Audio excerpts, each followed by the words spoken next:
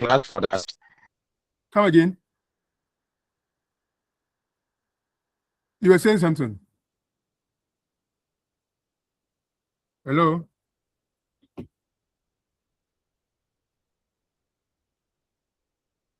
Hello? Are you out there?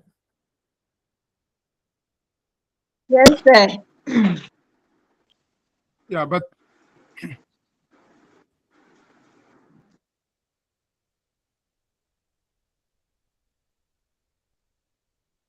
okay, so if it doesn't work out, maybe I'll talk to Imba and then we'll do a change.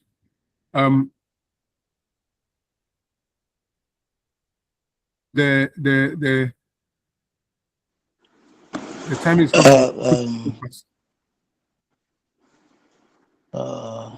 hello, sir. Hello, go ahead.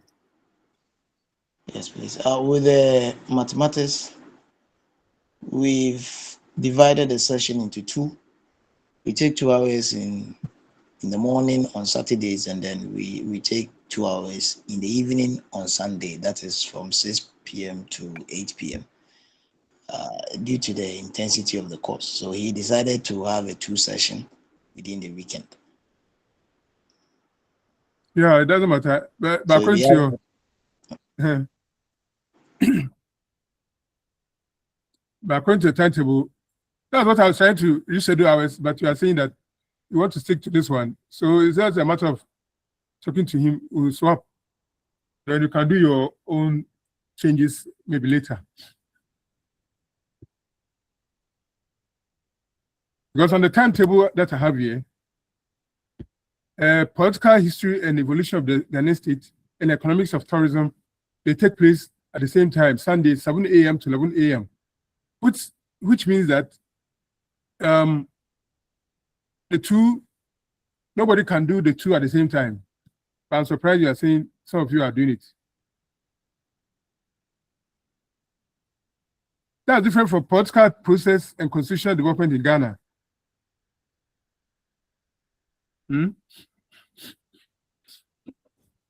Okay, so you let's see. I'll talk to him so that we schedule that one.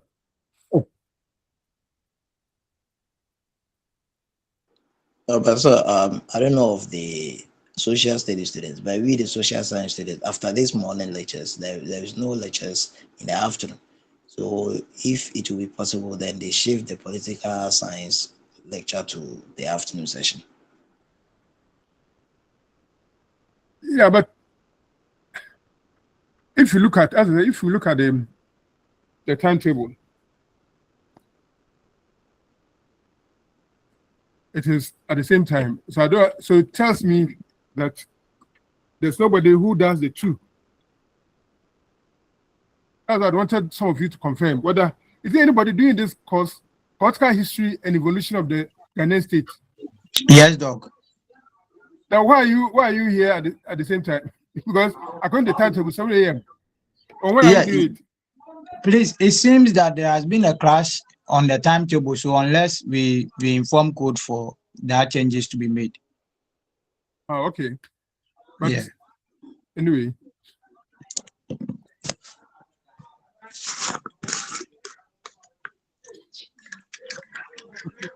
Okay, so I will talk to him. Imba will gladly agree that we'll swap. Those, I think last year or so, previously we were doing it around.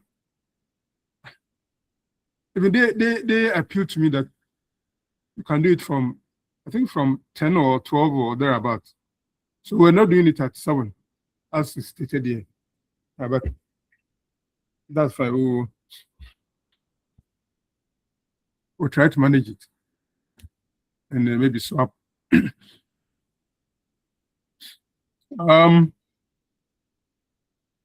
In total, I can see 18 people. So excluding me will be 17. Is that the correct number?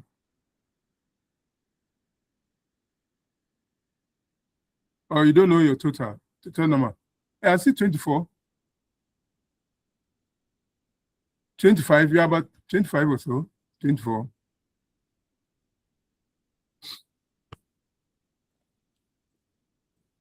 Hello, Doc. Hello. Please, others will join. They will join very soon. Okay. Thank you. All right.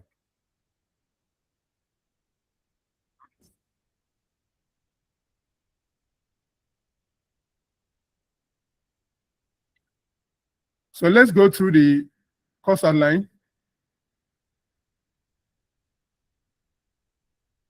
Before then, we need to do some self-introduction. So we just mention your name, and if you are working, where you are working. If you are a teacher, where you are teaching. If you are doing any other job, where you are working. Okay, so who will start? Let me see whether I can see all your names so that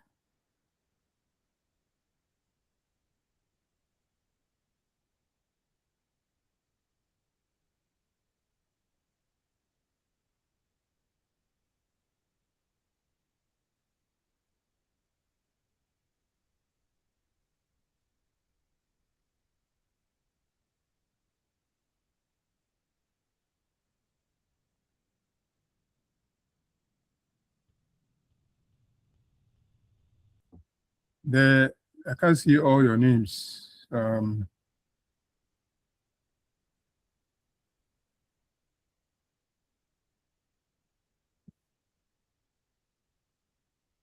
Okay, now I think I can see some of them. Abednego, Edinkra. Hello, Doc.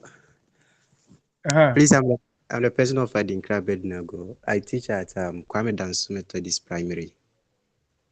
Thank you. Okay. One thing that I will ask you to add is that you tell me whether you have done economics before at any level at all.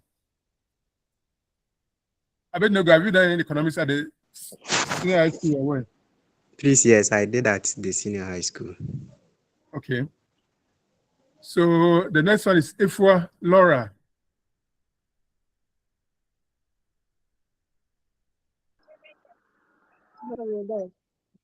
Hello. I'm Laura Ifua. Laura Ifwa. Yes. I didn't get the surname. Echampo. Achampo. Okay, okay. I'm not waiting. I'm waiting for my assistant. I've done economics. I've done You didn't tell me where you are. economics. You didn't tell me where you are working. I'm not waiting for my posting. Yes. You're posting. Yeah. Okay.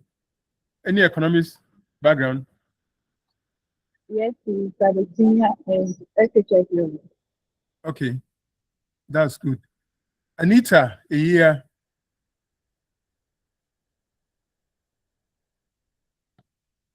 Anita. Is Anita with us? Yes, sir. Mm-hmm. Good morning. Good morning. Maniteya. I teach at Ponyanko Presby JHS. I did economics in the SHS. Okay. Augustine Manfo.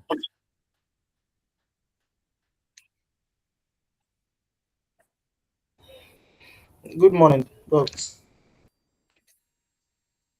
Yes, I also have economic background way back in the secondary school, and I teach at Shayim Methodist Basic School at Kumase Edumasa, closer to Kokobin, Ahima Kokobin Street, to Obuasi Road. Okay.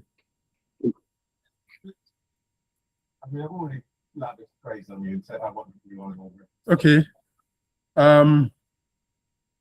Irene Etego Atanga. Hello, good morning, Doc. Good morning. Yes, I'm also a recent graduate that is yet to be posted, and Okay, I did economics at the secondary school as well. that's good. Boa Lawrence.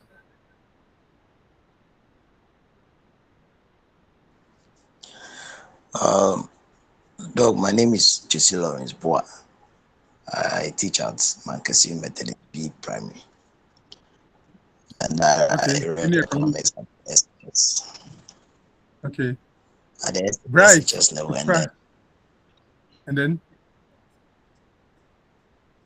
and then you're continuing. and we've been reading economics since we started this course. Okay. Bright. Doc, Yeah.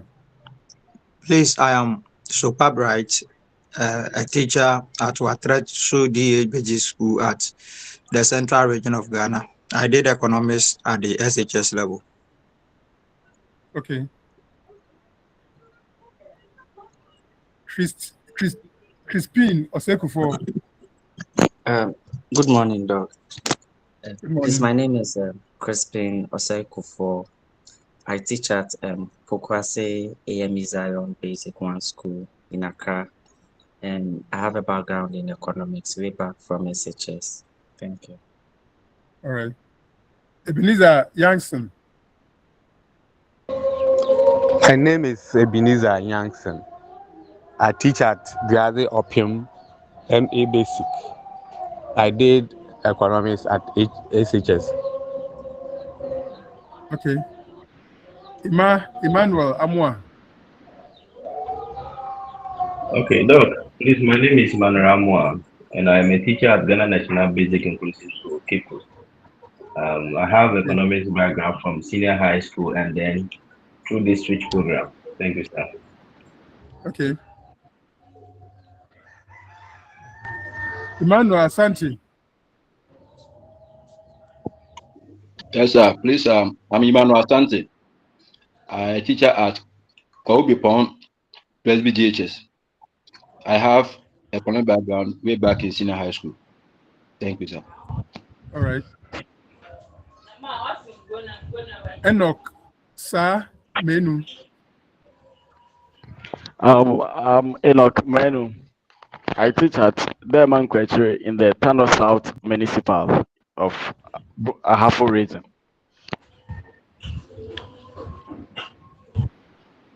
In the economic background? Yes, please, from SHS.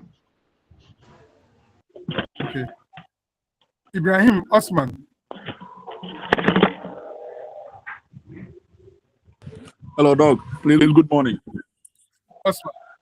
Good morning. Thank you for the opportunity. I'm called Osman Ibrahim from Athens Central Municipal. That is in the Central Region. That is where I teach. I teach at Al Huda Islamic Basic School. No,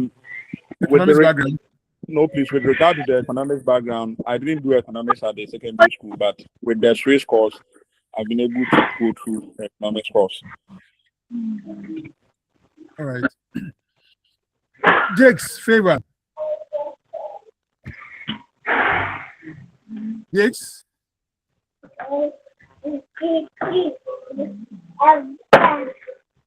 Jakes.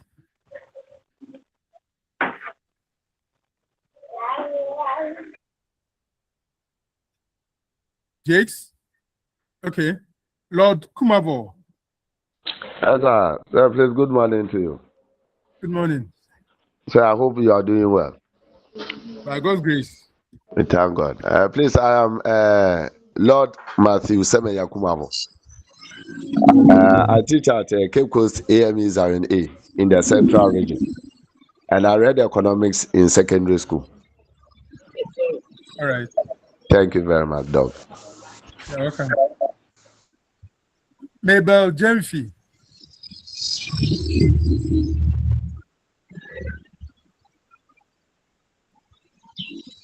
Good morning. Good morning. Good morning, Mabel. Please, my name is Mabel Ade Ejinfi. I've not been posted yet. Oh, you have not been posted yet. Yeah, 2023 batch. 2023 batch. Yes. Oh, sorry. Well, I did economics at the SHS level. Okay. Thank you. Osei Solomon. Yes, Doc. Go ahead. Yes, I'm Solomon Osei, a teacher at Belgrade Demonstration Primary. I'm new to economics. Totally new, eh? Yes. But when you started the switch one, you have done something, right? Sure. Yes, sir. Yes, Doc. Okay. So before then, you had not done any economics? Yes. Okay. All right. Thank you. You're welcome. Prince Abredu. Yes, Doc. Please, I'm Prince Abredu, a teacher at Abredu Methodist Basic A. I did economics at the SHS level.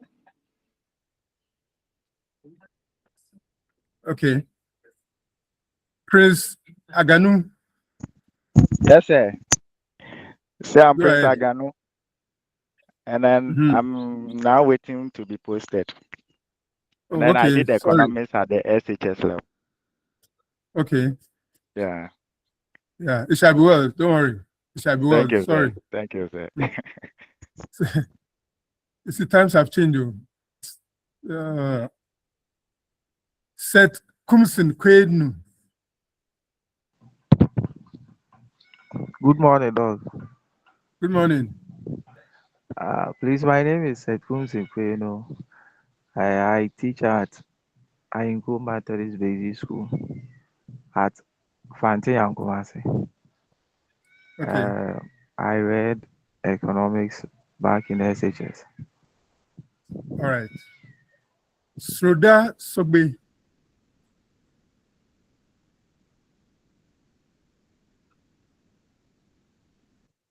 Yes, sir. Please, I'm Shroda Sogbe.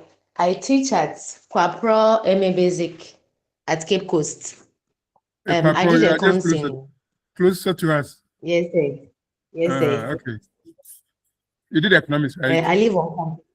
Yes, I You did live economics, on but campus? very long. Yes, sir. Oh, I see. All right. Stephen Edu. Thank you. You're welcome. Stephen Edu.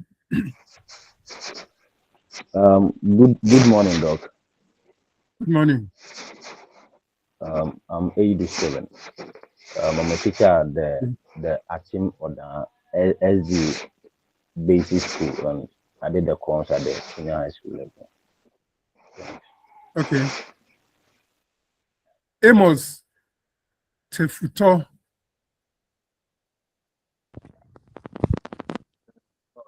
Amos.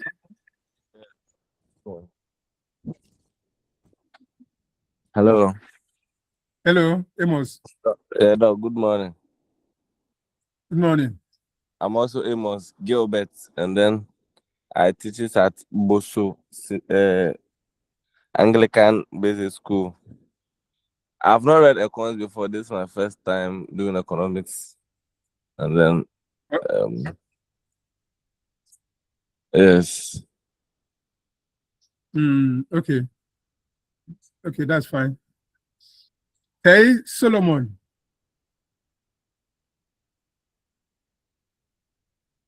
Hey, Solomon. Yeah, Doc, good morning. Good morning.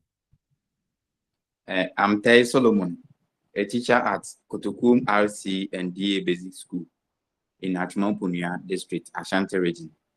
I did economics at SHS. Okay. Thank you. You're welcome. Yvonne Abu. Sir, Hello. everyone, try Yvonne. Okay. Hello. Hello, go ahead, Yvonne. Okay. Ebu Bonsra Yvonne. I teach at Himai MA in the Ashanti region, Achimaka district. I did economics at the SHS. Okay, that's fine. Is there anybody that I've not called?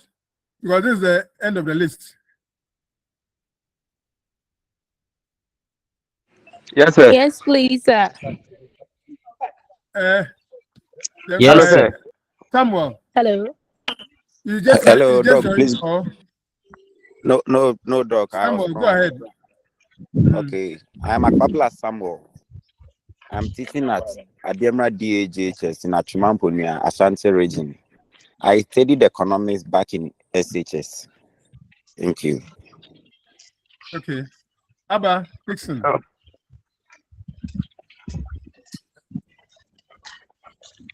Hello, sir. Hello, go ahead. Please, sir, this is Williams. I will see. I also teach at Central South District. That is Aguna. Precisely, before I see SDGHS, I did economics at the SHS level. Thank you. That's fine. Hello. Abba, go ahead. Who else? Hello, Doc. Hello, go ahead. Good morning, Doc. Good morning. Please, I'm Namuni Jacob, a teacher at Kobol RC. I did economics at senior high. Okay. Hello. Hello, Good Doc. morning. Good morning. Okay, sorry. Is it Abba or Angela? Angelina. Angelina. Yes, Go ahead. Good morning. Sister. Good morning. Please, I'm Angelina. So currently, I'm in the house. I've not been posted. And Oh, I'm sorry. new to the economics. And totally new, eh? This is the first time. Please. Yes, please. Okay, thank you. Sorry. It shall be well. It shall be well.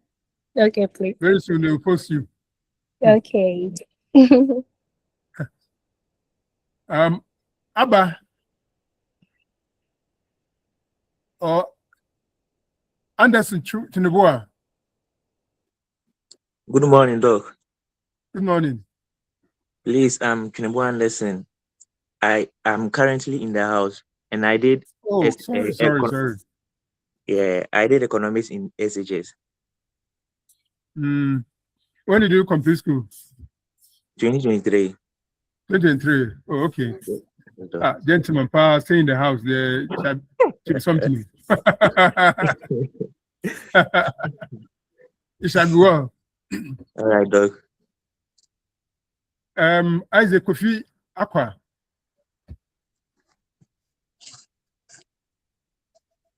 Isaac.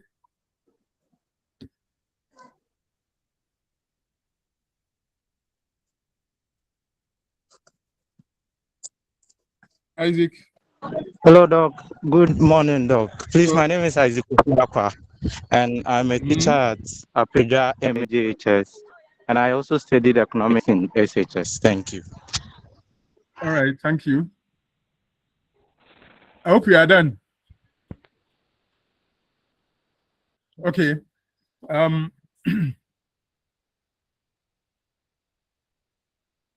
So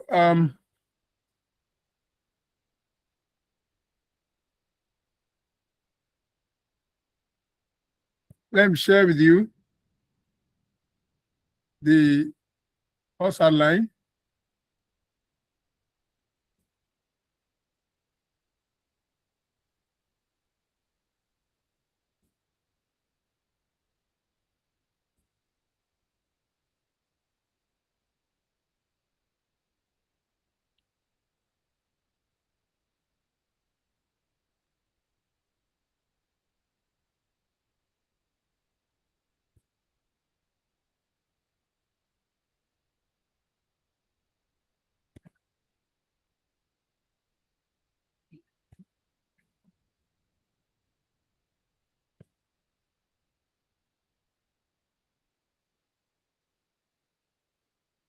So I hope you have all done principles of microeconomics.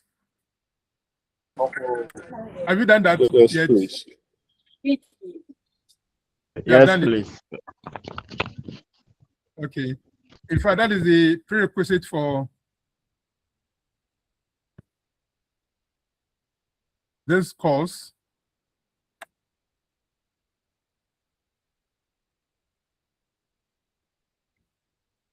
And I'm happy that a great number of you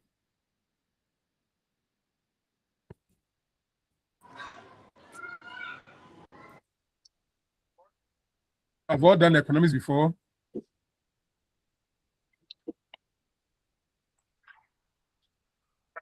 But if you haven't done economics before, at least you have gone through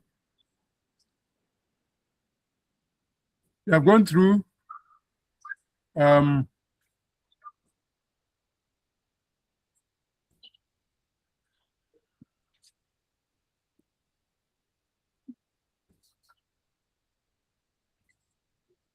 you have gone through principles of micro, principles of macro. So you should be able to say through this course.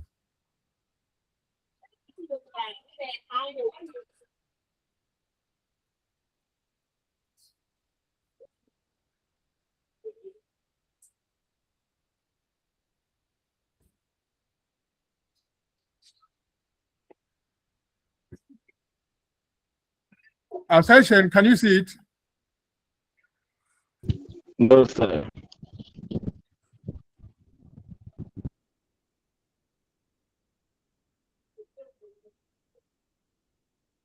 Some can see. Who doesn't see it?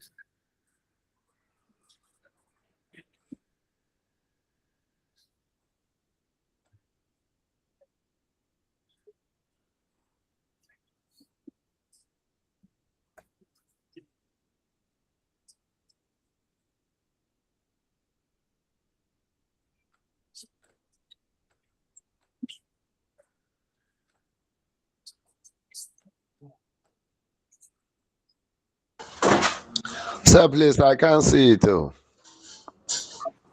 Oh, then maybe you have to refresh your page because others can see. Okay, sir. Okay, very well. Now I can see, please. Oh, you can see, okay.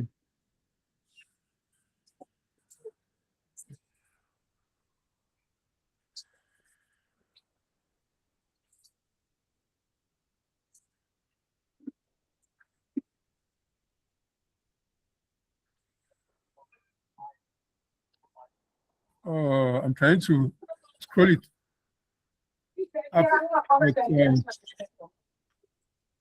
So I'll ask that you all mute yourself. You only unmute when you have something to say, when you want to ask a question or when you want to make any contribution. So as much as possible, let's mute ourselves. As much as possible, let's mute ourselves. I'm trying to scroll my thing and it's not scrolling. Let me see.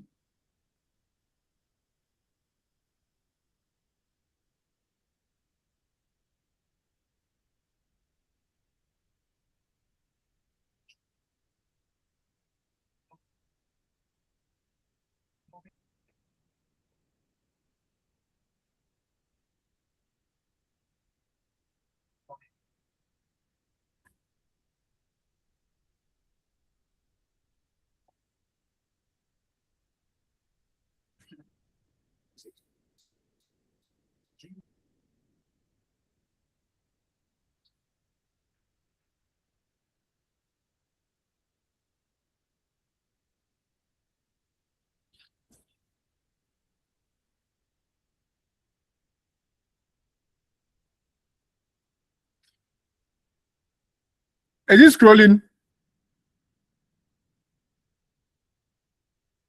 Yes, sir. Okay, it's scrolling. Yes, sir. Okay, that's fine. So The this screen is is scrolling. okay. So this is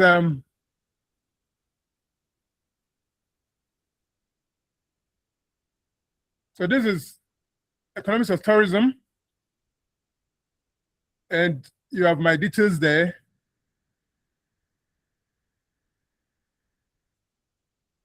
my full name, my email, my office, and my cell phone number.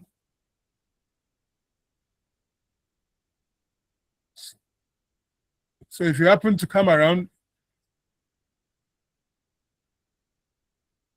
my office number is there, located at room 121, Faculty of Social Sciences building, first floor.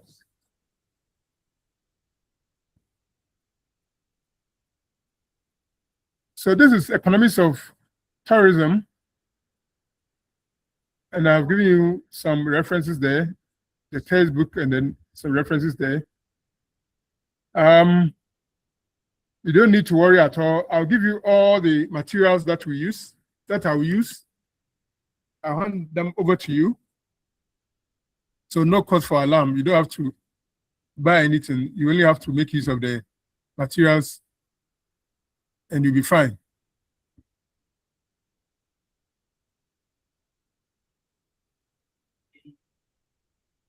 So in terms of the course content,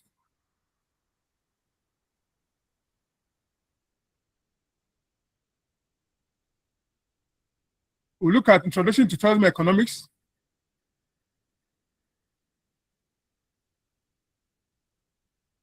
And that we'll look at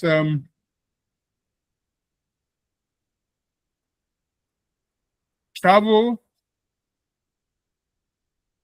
or who a tourist is, and try to define or explain tourism economics.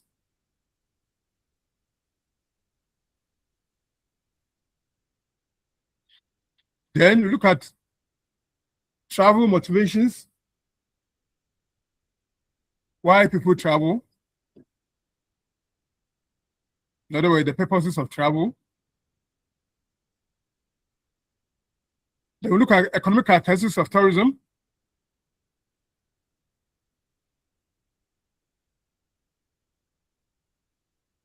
The tourism products, look at some careers in tourism sector, measurement of tourism.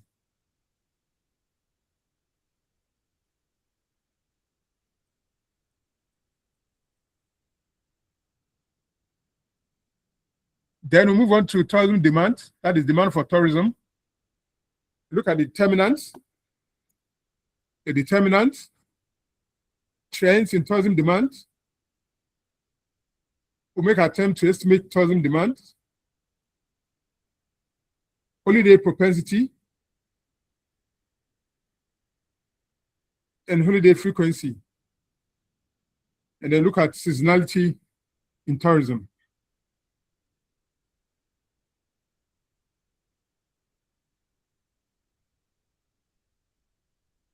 Then once you have demand, definitely there should be supply. So we look at tourism supply. Look at supply components. Look at tourism supply and market structures. Look at pricing in tourism and supply trends. Then competition and tourism destinations. Forecasting tourism demand. Look at the economic impact of tourism. In fact, this is the key. This is why we study, I say one major reason why we study tourism economics, because of its economic impact. Okay, they look at macro evaluation of projects in the tourism and hospitality industry.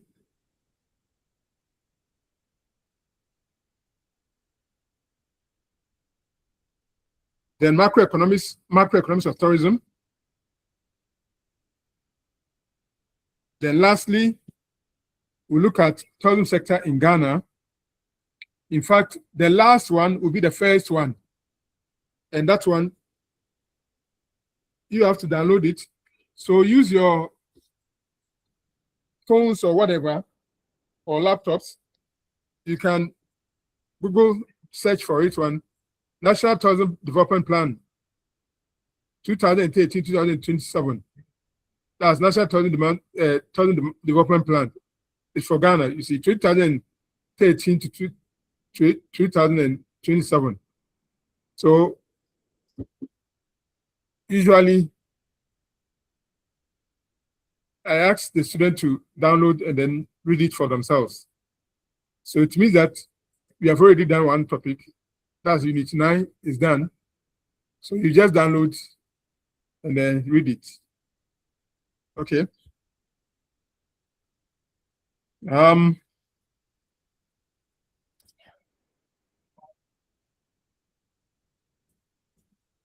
So that is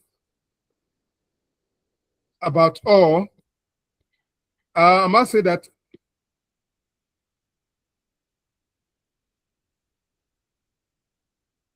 we are not able to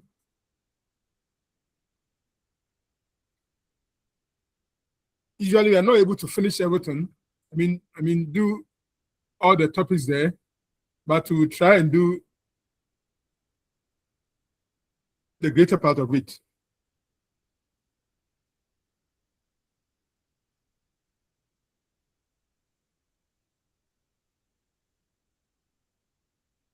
Any question that you want to ask based on what we have done? I mean, the market based on the course outline.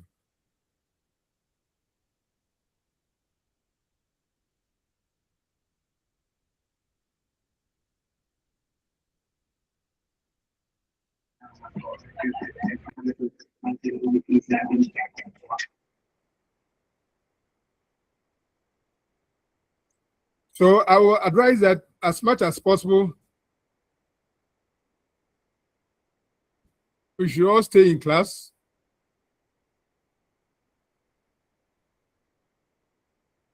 Mary Amponsa.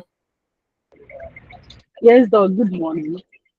Good morning. Sir, please, I would like you to take us through the last minute of the 4,000, what you wanted us to download. Thank you very much. Come again. Please, I would like you to go through the last topic that we are supposed to download on us for ourselves. Please, I would like you to go through for us. Thank you. You only have to download. It's a development plan that is supposed to govern tourism development in Ghana. It's just a development plan governing Ghana's tourism. So as simple as that, you only have to download, and then it tells you how tourism is rolled out in Ghana, the policies and everything are in there. Course rep, you kindly give me your email so that I'll usually send you all the materials and you share with your friends. Okay.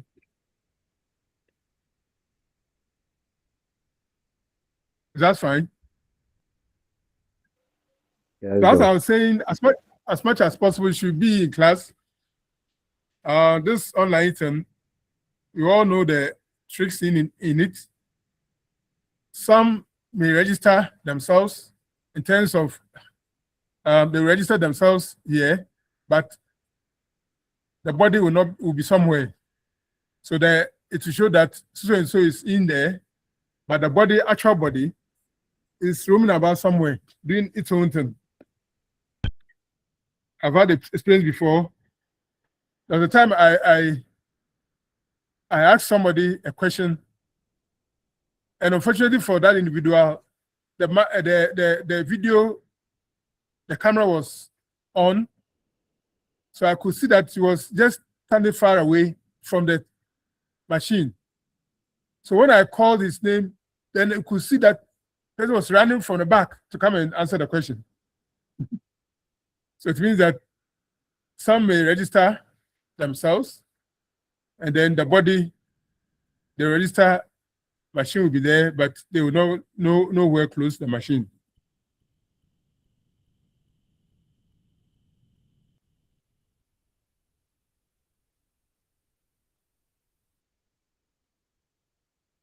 So without wasting much time, let's delve into the first one.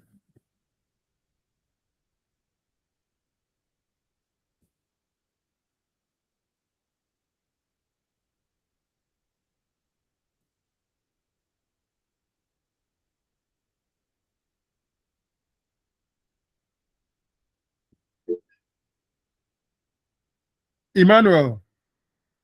Hello, Doc. Please, I want to find out if the code monitor is around to at least record the session for us. Thank you, sir. Well, I can't tell. I'm sure maybe they're recording. I can't tell. I think it's been, yes, they are recording indicates it. that it's being recorded, but I don't know. I don't have control over it. They gave us the. I think it's being recorded. One other thing is also that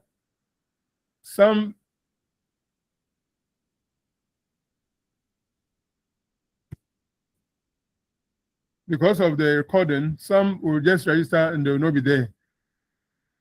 That's also another thing. I have just started showing ECO315 Economics of Tourism. In your case, it's 315D. Can you see it? Yes, sir.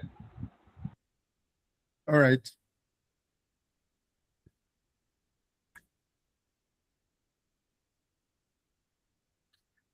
So concept of travel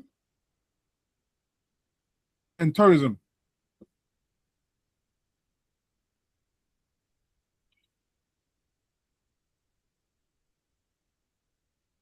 So here we want to have a clear understanding of these concepts, the concepts involved, travel and tourism. So what is a travel? So travel usually comprises all journeys from one place to another. So if you are staying put, you can't say you have traveled. So it means that you have moved from one place to another. And people move for various reasons. So people may move, travel, or make journeys for leisure, to work, to study, and some will also just pass through without stopping.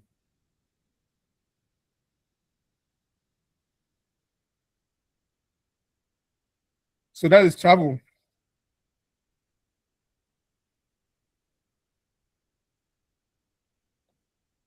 Then tourism. When it comes to tourism, we have a conceptual definition and we have the statistical definition, that is the technical definition.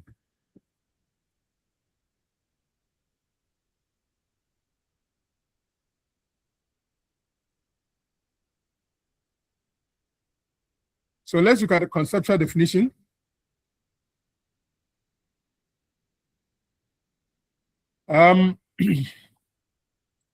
British Tourism Society in 1979 adopted one definition based on a piece of work done by Bukat and Medlick, 1974.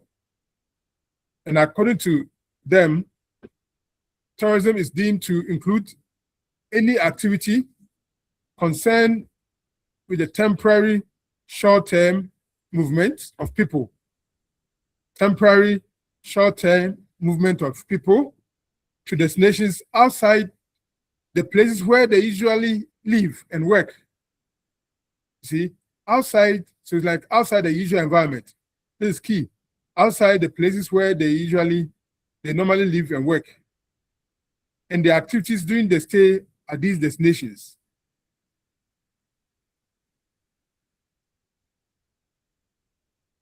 So with this definition, conceptual definition, you see that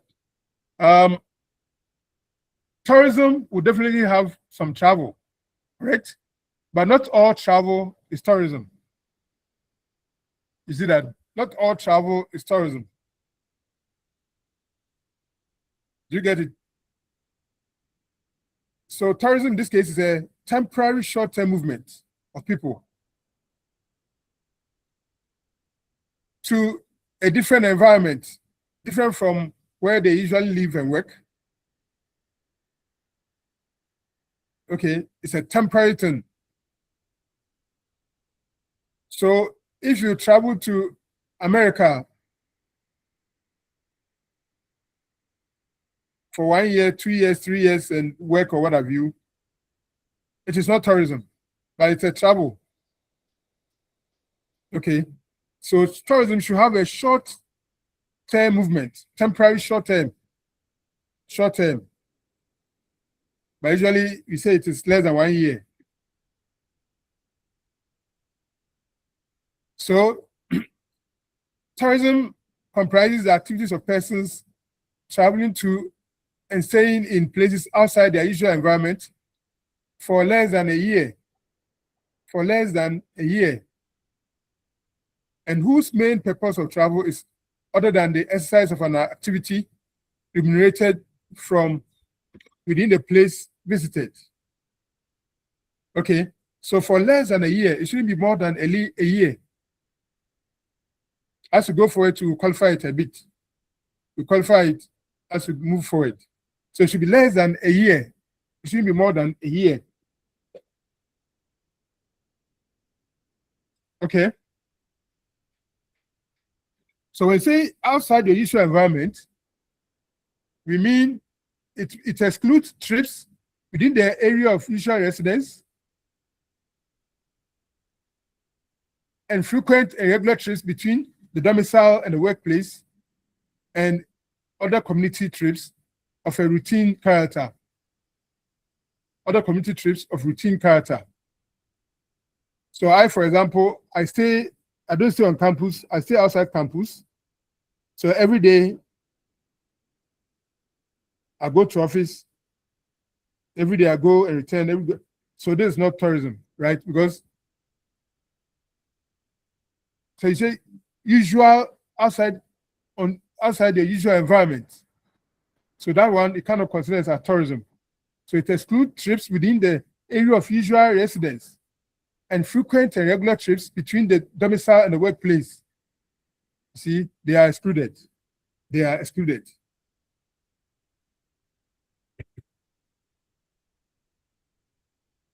So now let's look at statistical definition.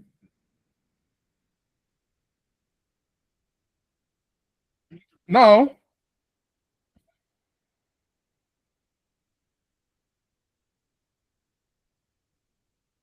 at a conference, United Nations conference in Rome, Conference on Travel and Tourism in Rome, 1963,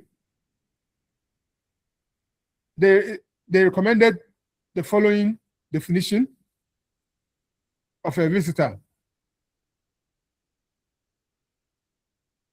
So who is a visitor? According to the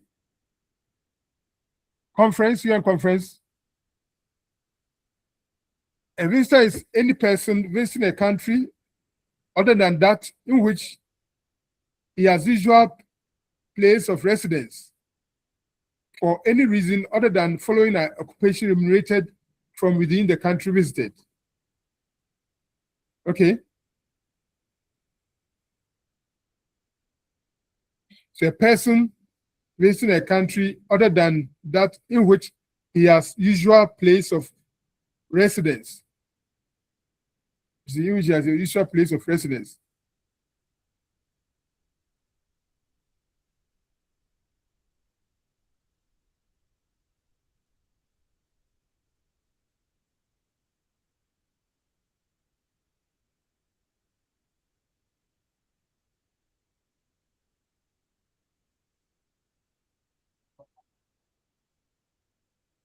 So you must move to outside the usual residence.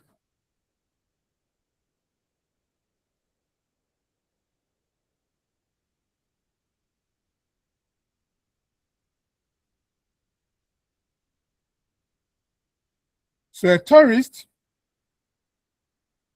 is a temporary visitors staying at least 24 hours in the country visited. 24 hours. And the purpose of whose journey can be classified under the headings of either a leisure,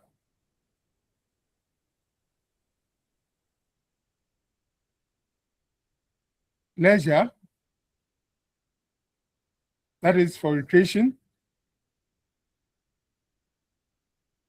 for holiday, for study, and so forth and so on, or business, family, and meetings, etc. So this individual leaves the usual environment and stays elsewhere for at least 24 hours. So at least 24 hours. Okay. So that definition that we considered for a visitor covers these ones, and it covers excursionists, temporary visitors staying less than 24 hours in the country visited. Okay, less than 24 hours. Then you are an excursionist. Okay, so this includes travelers on cruises.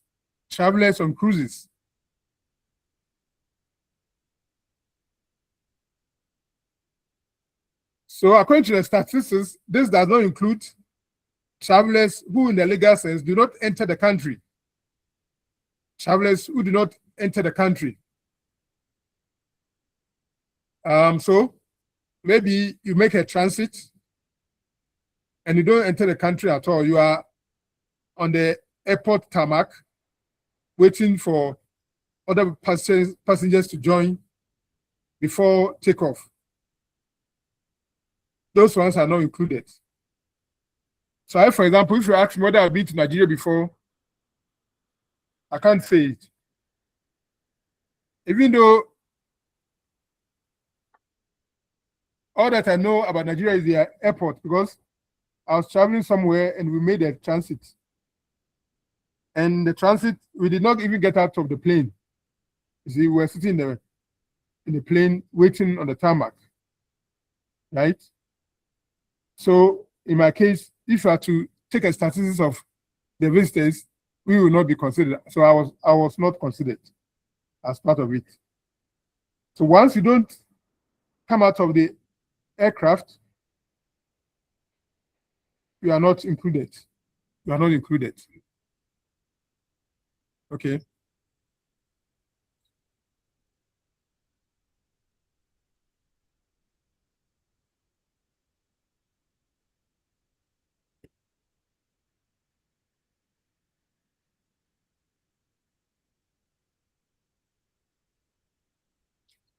So according to the United Nations World Tourism Organization,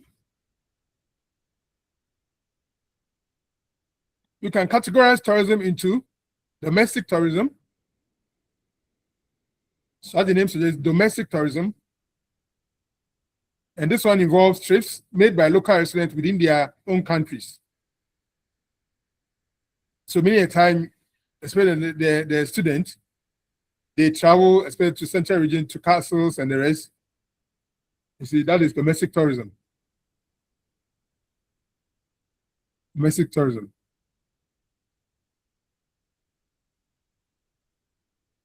Then we have international tourism. So that's one. You make a trip from one country to another.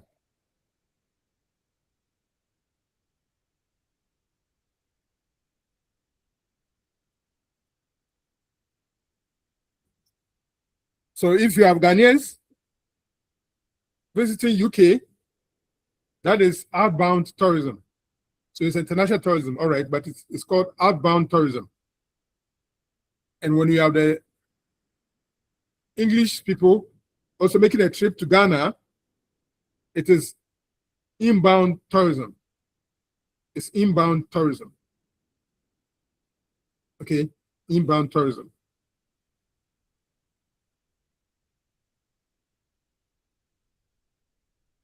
So Ghanaians going to US or UK or any part of Europe is Ghana's outbound tourism, and the Europeans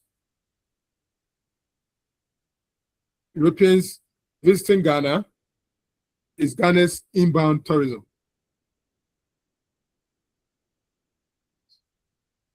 So who is an international tourist? It's anybody who traveled to a country other than the one in which they normally live. They normally live. Okay.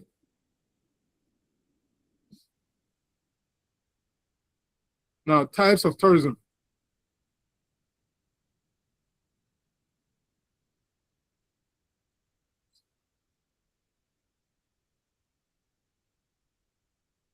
We have already talked about domestic tourism. We have mentioned that one. We have mentioned inbound tourism. So all these are types of tourism, right? We have mentioned outbound tourism. Now, internal tourism. Internal tourism is a combination of domestic and then inbound tourism. Internal tourism is a combination of domestic and inbound tourism. That's internal tourism. The national tourism, you are talking about tourism of resident visitors within and outside the country, economic territory of the country of reference. So that's national tourism. So for example, we have Ghanaians traveling within Ghana as tourists, and you have Ghanaians traveling outside Ghana as tourists. If you put them together, it becomes what? National tourism. So that's national. Once the person is a Ghanaian, then you can say that that's Ghana's national tourism. You see that? So that one is within and outside the economic territory of the country of residence. So within here, so the same way, you can talk about the English people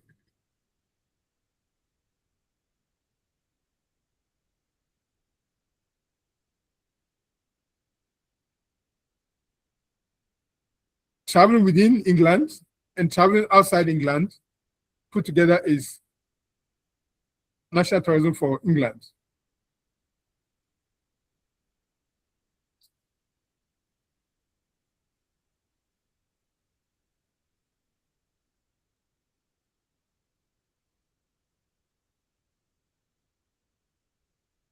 The international tourism is a combination of inbound and outbound tourism.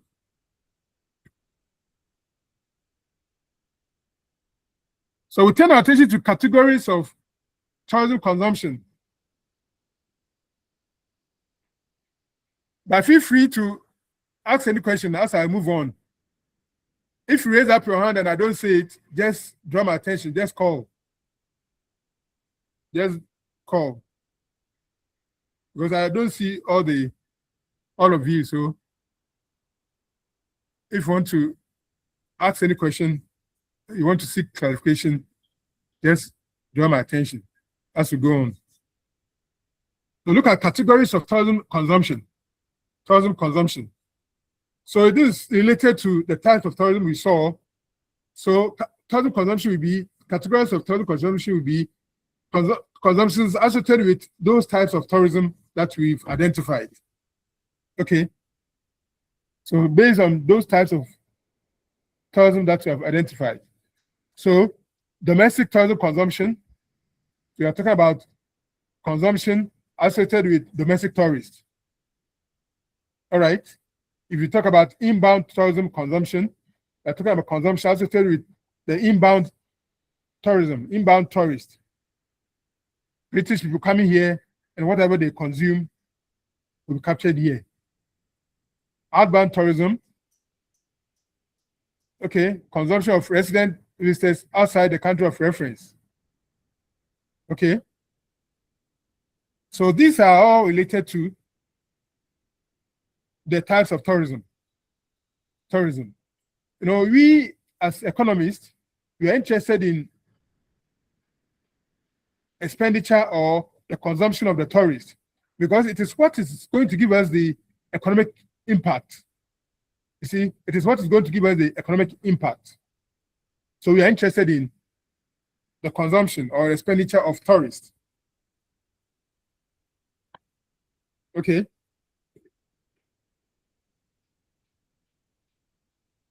Now we need to clarify certain things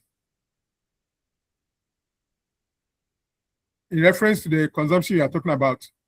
The first one is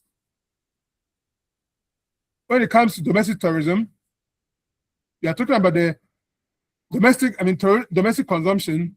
We are talking about the final destination of the visitor might be within or outside the country of reference. So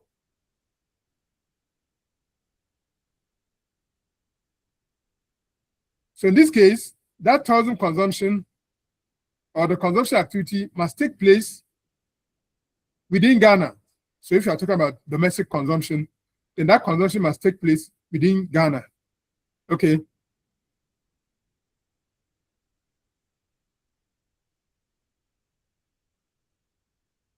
Okay.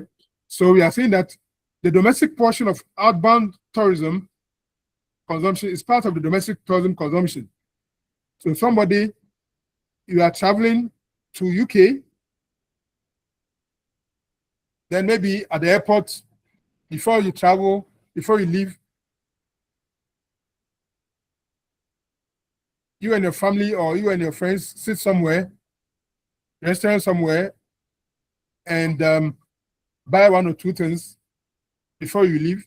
When you're calculating the domestic consumption, that will be part of it. See, that will be part of it. Okay? Because the consumption is taking place within Ghana. Now, inbound consumption does not include purchases that took place in other countries. So inbound consumption. So let's say British people coming to Ghana, you are saying that their consumption made before coming to Ghana will not be included when you want to compute the inbound consumption. So for example, that person maybe the airfare, air transport that the person took, or a bottle of whiskey that the person bought at the what you call tax-free shop, tax-free airport shop, they will not be included. Okay, may not be included. Will not have to be included. Okay. Now, outbound tourism consumption does not include goods and services acquired before and after the trip and within the country of residence. And within the country of residence.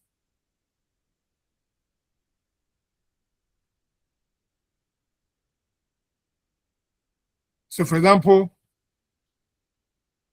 Ghanaian from Ghana wanting to go to UK or going to UK, expenditures before, that is the taxi to the airport, and then when you return to Ghana, the taxi to your home from the airport, food, they are not included.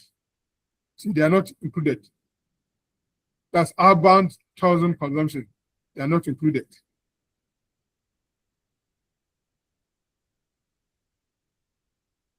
Now, you should take note that inbound tourism consumption is an export. Okay.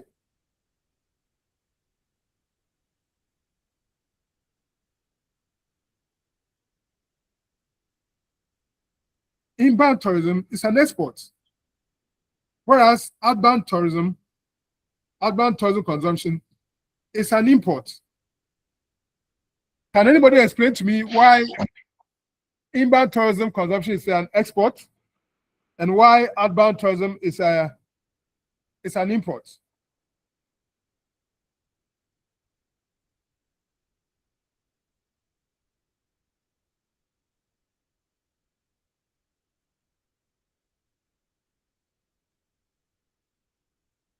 Hello, are you there? Yes, sir. Yes, sir. Okay. So look at this. I said inbound tourism consumption. That is, let's say British people coming to Ghana to buy 1 or 2 things, to consume whatever. It's an export. And then Ghanaians going elsewhere, buying goods and services, it's an import. What do you think? Why do you think it is so?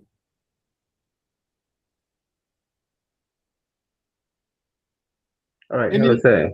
Hello, go ahead.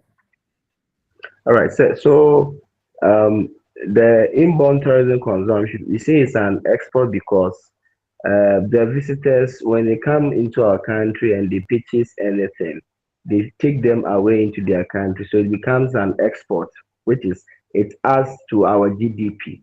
And the outbound tourism consumption becomes an import in the sense that when Ghanaians, let's say, travels outside to UK and they purchase any commodity, they will bring it back to our country, which becomes an import. Thank you, sir. Okay, that's a good attempt.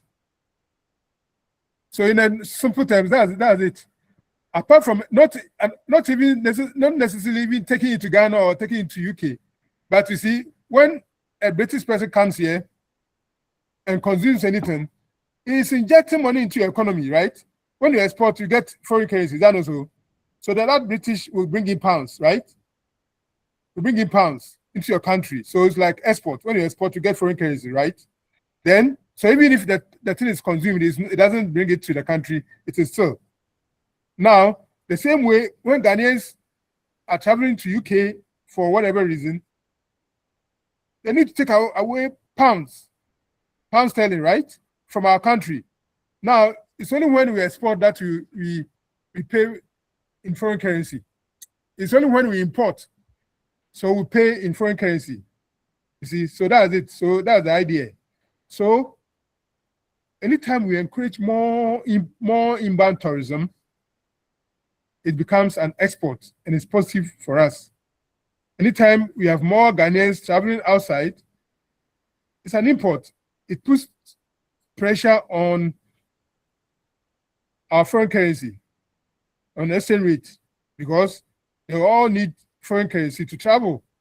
So it's like you are paying for their travel in foreign currency terms.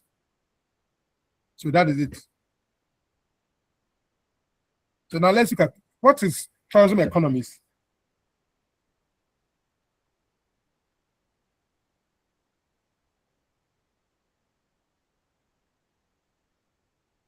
What is tourism economies?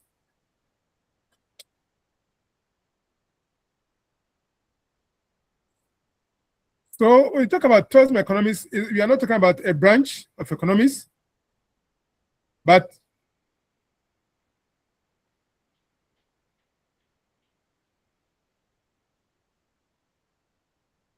it is like you are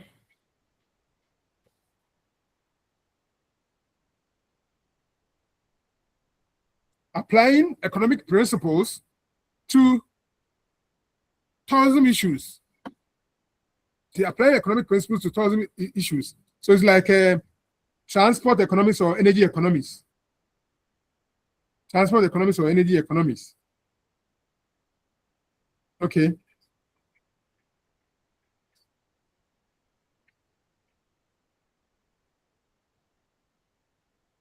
Okay. So economics of tourism investigate all economic aspects derived from the activity of a tourist. All economic aspects derived from the activity of a tourist.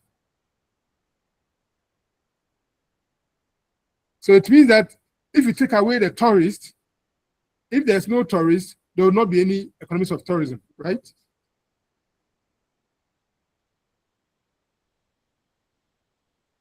So here,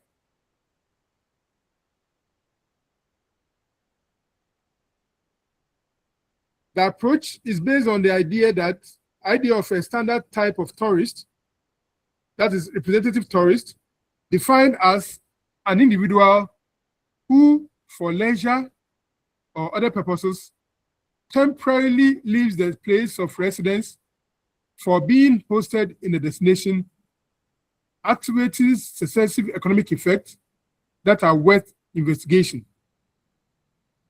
That are worth investigation. Now, once the person leaves his usual environment to another place, the person does a lot of things. The person will have to eat. The person will have to accommodate himself or herself. The person may have to visit some site. The person may have to do all manner of things. Now, so that is what we apply economic principles to investigate.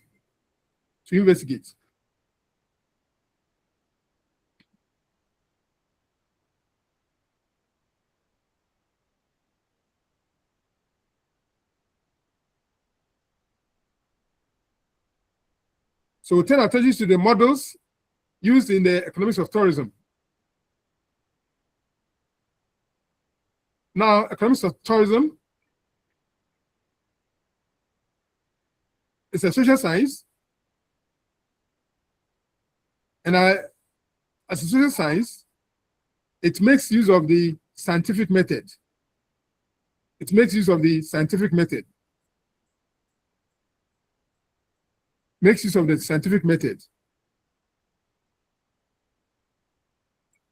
And one simplest and most popular models used in tourism is the LIPA model.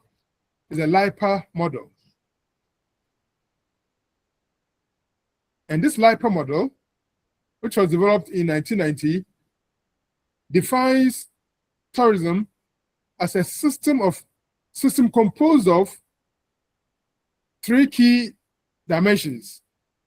A system composed by three key dimensions. So take note, the LIPA model defines tourism as a system that has three key dimensions. One, the tourist.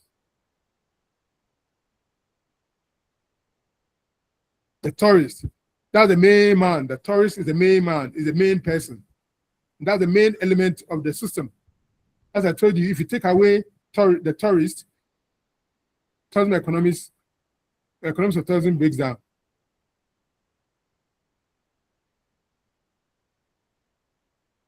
Okay, tourism economics breaks down.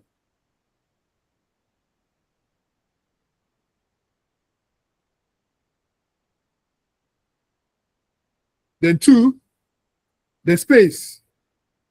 And the space, that's the LIPA model. According to the LIPA model, the tourism space is divided into three geographical regions. The tourism space, three geographical regions. A traveler generating region,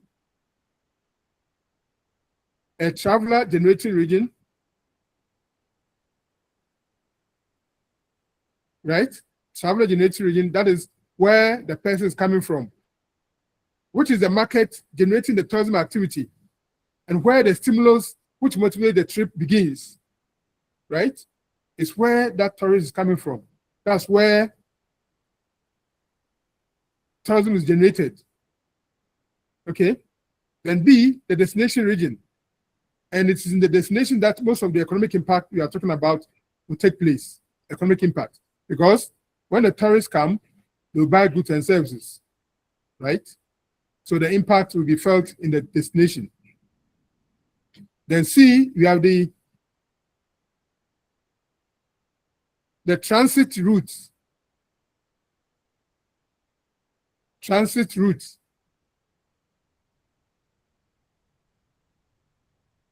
As I told you, the example I gave you concerning myself, the transit, generally intended as the journey through space and time that is needed to reach the destination, and technically includes all the sites that can be visited along the way. Okay, along the way. So that's the transit. So that's the tourism space. You have the traveler generating region, we have the destination region, where most of the economic impact takes place. Then we have the transit route.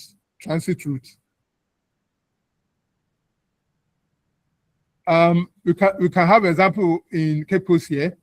If you are going to Kakum National Park, along the way, we have ostrich farm somewhere that people sometimes will branch and go in and look at ostriches.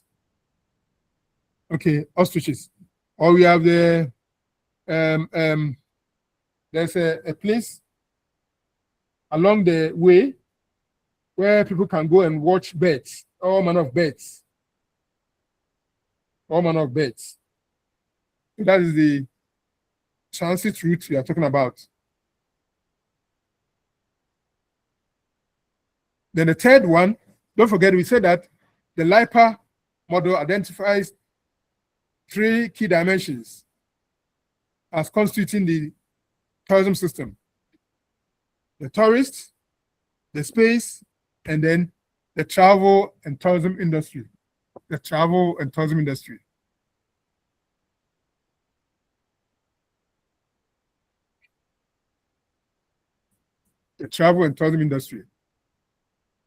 So here, we are talking about the system of entrepreneurial and organizational activities that are involved in the production of tourism services.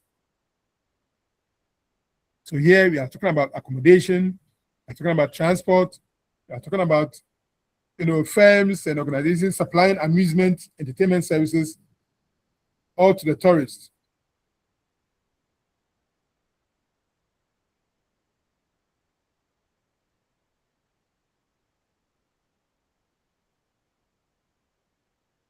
Now, following McIntosh and his group, 1995, tourism can be defined as a complex system in which 4 key elements interact. 1, the tourists who generate the demand for tourism experiences.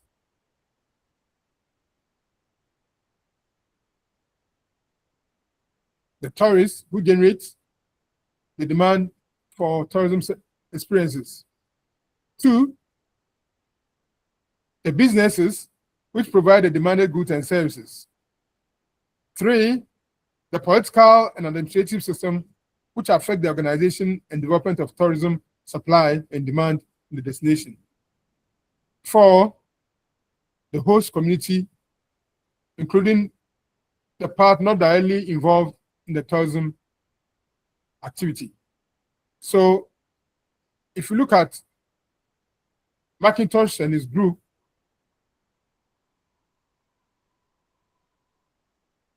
tourism is a complex system made up of these 4 elements interacting.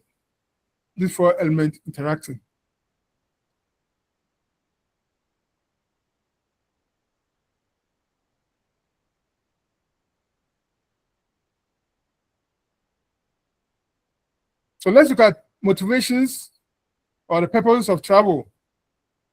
Why people travel.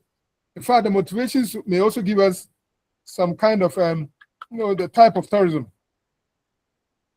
So you can talk about leisure or holiday tourism. And with the leisure or holiday tourism, it can be broken down into two forms: relaxation and sightseeing.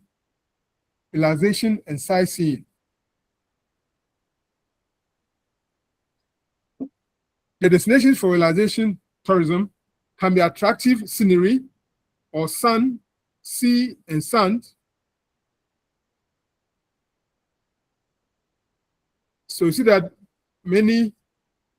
a number of tourists will just visit the beaches, the coast, the beaches, or they'll visit the mountainous regions for relaxation. So you see tourists relaxing at our beaches. I'm not talking about maybe Ghanaian beaches because maybe we have destroyed them.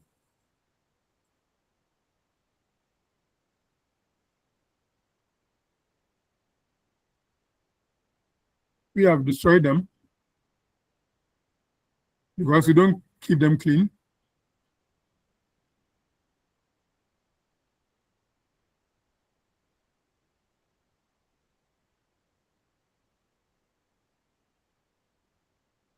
When you go elsewhere, you see the beaches and you marvel. You enjoy sleeping there.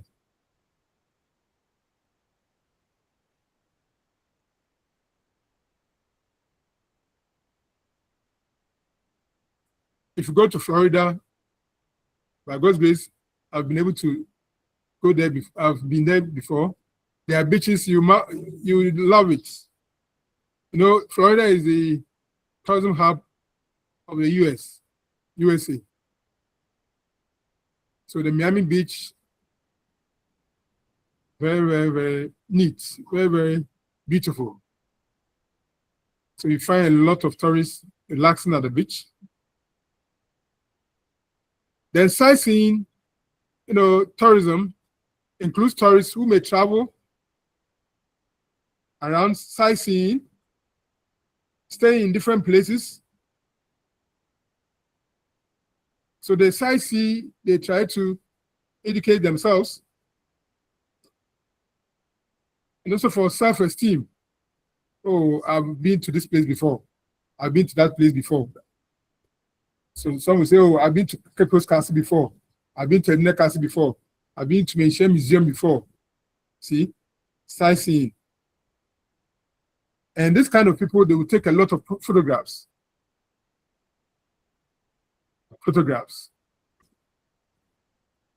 Then business tourism.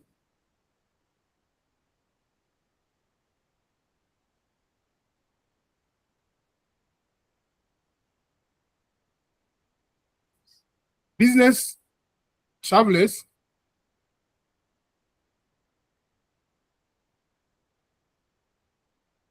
may travel for various purposes. For example, trade, meeting, convention, and exhibition.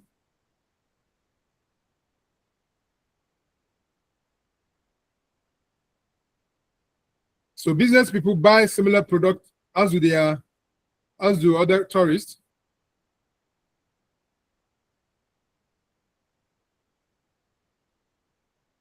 But of course, they also spend money on entertainment and recreation in a destination. So what are the characteristics of business tourism? So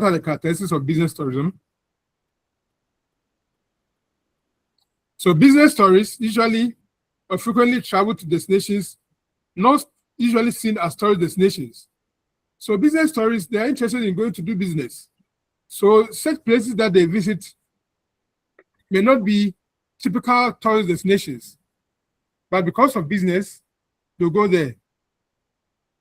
Okay, because of business, they'll go there. And business travel is relatively price inelastic. When I say relatively price inelastic, you are saying that you cannot encourage business people to travel to a certain destination when, because of lower price, right?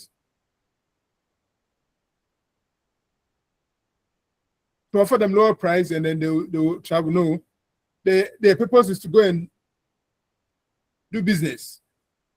Okay, so once they get the business, they will not mind going there, even at a higher price. So lower prices, offering of lower prices will not induce them to go to the place, or higher prices will not discourage them from going to the place, from traveling.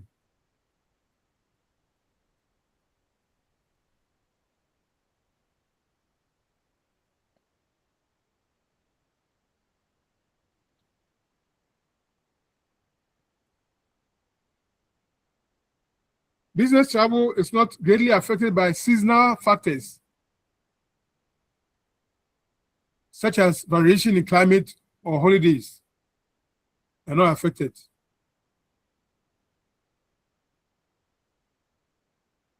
They usually take short but frequent trips to major business destinations, short So somebody will go to China for 2 days and come back.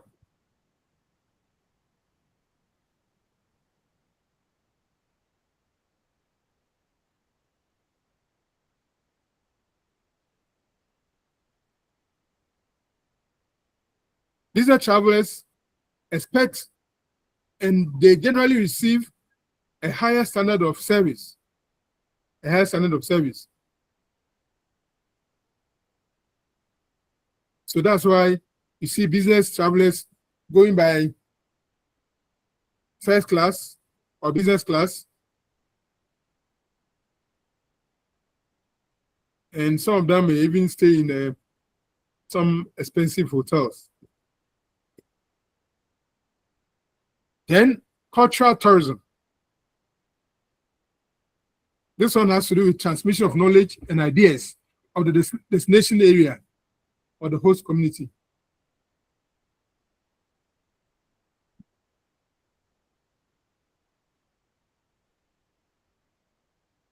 So this kind of people will travel just to acquire knowledge.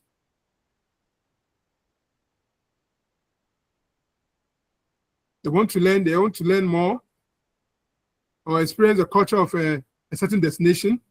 So that's their main motivation for travel. So usually you see them visiting museums and monuments, attending cultural performances, and so forth and so on, and so forth and so on. Ecotourism.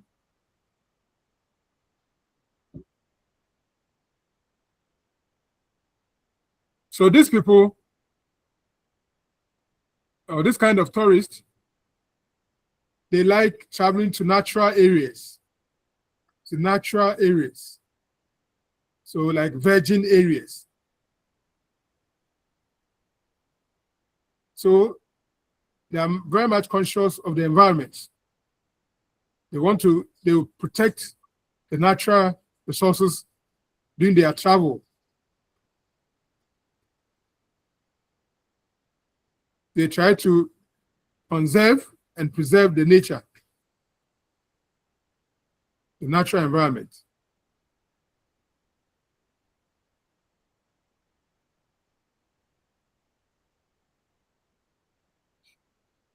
And in many cases, or in some cases,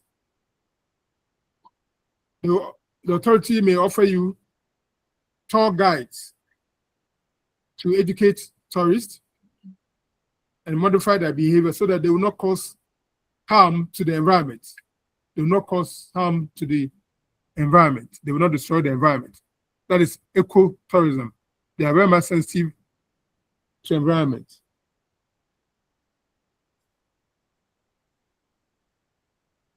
Then you have the steady tourism.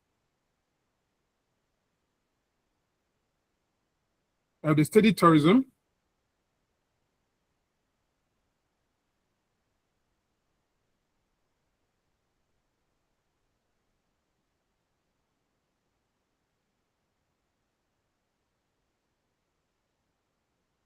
In Ghana, you see a number of Nigerians coming to Ghana, coming to universities in Ghana. Okay. That is steady tourism.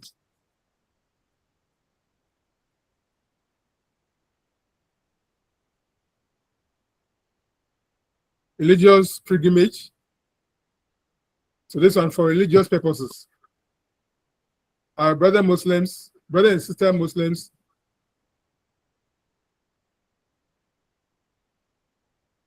travel to Mecca every year. Some Christians also travel to Jerusalem.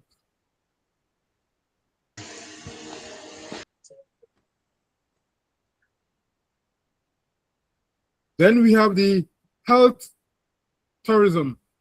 Health tourism.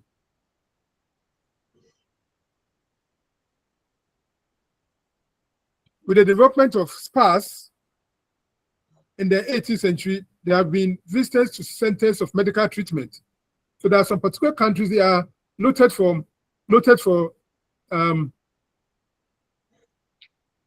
they're noted for a particular kind of treatment. So the spas, we have the spas in the mainland of China and Japan.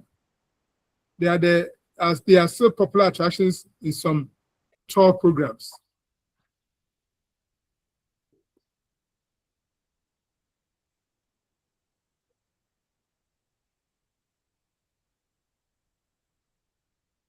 Maybe you have noticed before, Ghanaians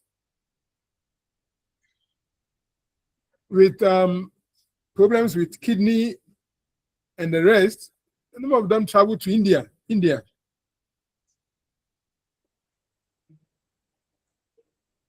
For either kidney transplant, try to find kidney transplant or some operations.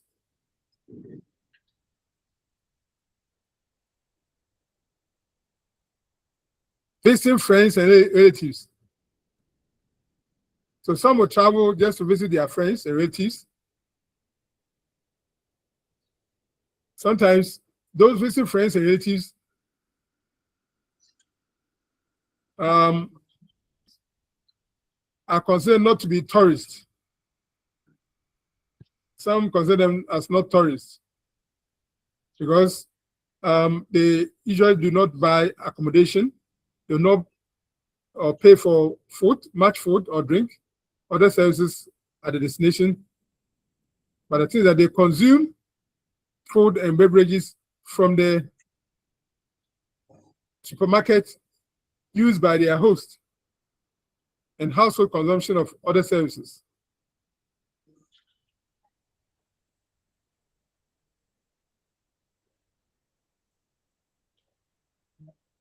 So some of the visiting friends and relative tourist destinations may not be tourist destinations, but people are going there because of their friends, where their friends and relatives live.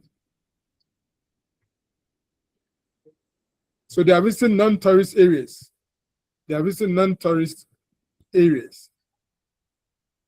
A typical example is maybe in Hong Kong, the popular destinations are the mainland of China, Canada, US, and Australia. Last but not least, sports tourism. Many tourists travel for sports, to either participate in sports or watch sports. Very soon, in June, we'll all witness World Cup in the US, Canada, and Mexico. And a number of Ghanaians will definitely go.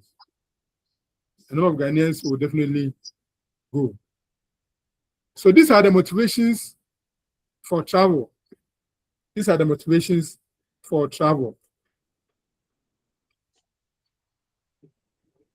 Any question on that? These are motivations for travel.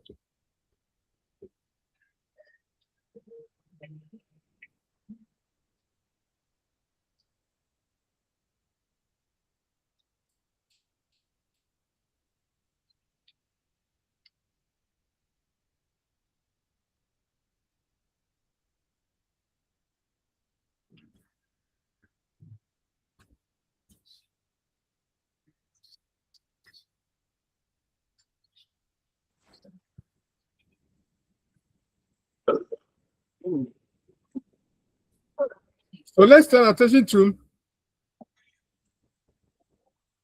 still on the first chapter, look at tourism as an industry. So we'll make an attempt to answer the question, is there a tourism industry?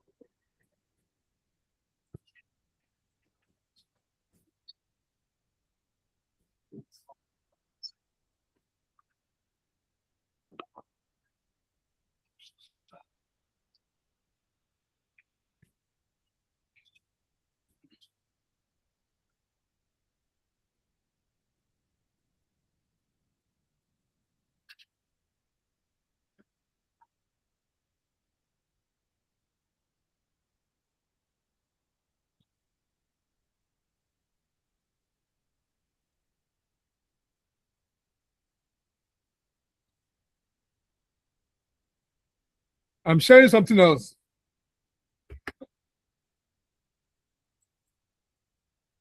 I hope you can see it. Is there a tourism industry? Yes, we can, sir. Okay.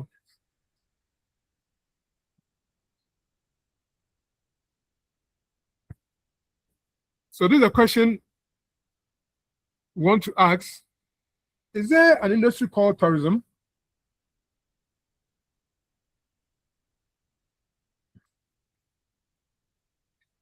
So sometimes in reports and in speeches or some publications in general, you see tourism industry. You hear people use tourism industry.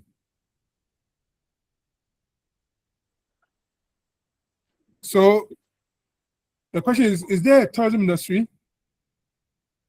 There's an ongoing debate as to whether tourism constitutes an industry or a sector in its own right.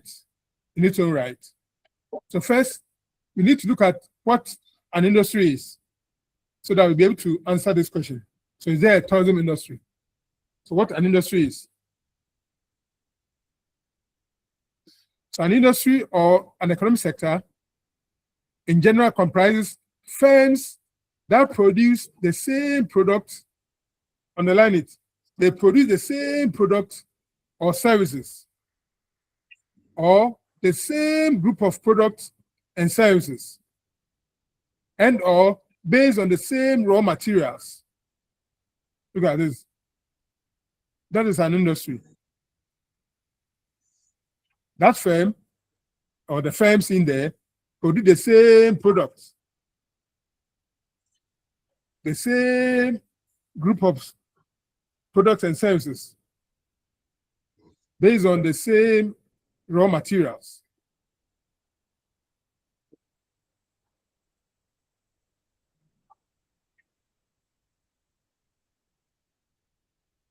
Now we have the system of national accounts. According to the system of national accounts, industry is defined as groups of establishments engaged in the same kind of productive activities. Engage in the same kinds of productive activities. So you see that the underlying word or words here are the same, producing the same products, goods and services, or engage in the same kind of productive activities.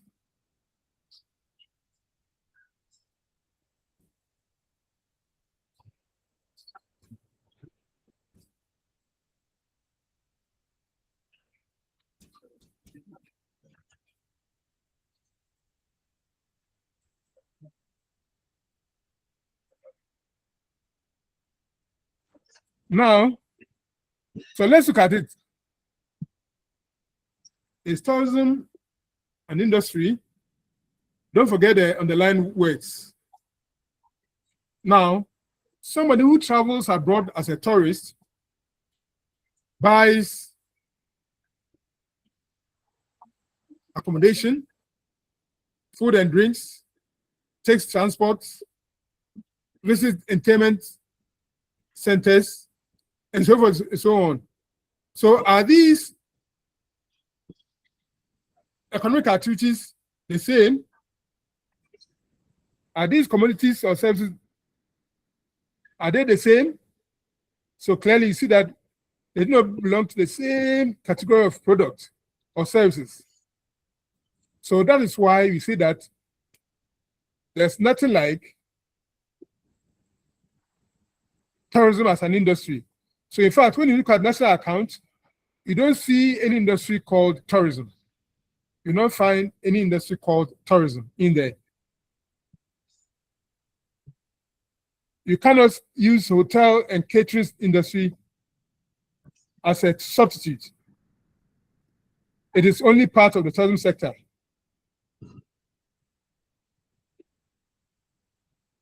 Okay. And many firms in the catering industry have no or few links with tourists. Few links with tourists. So that's why when you see the national account, you don't see any sector called tourism or any industry called tourism.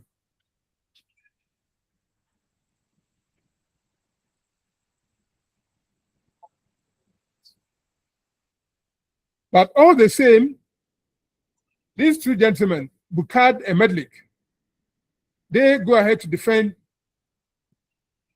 the thesis of existence of tourism industry based on the idea that all the components mentioned, all the companies I mentioned, they have one thing in common. That is, they all service the tourists. You see that? They all service the tourists. They all supply the needs of the tourists. So that's why these gentlemen still maintain that there is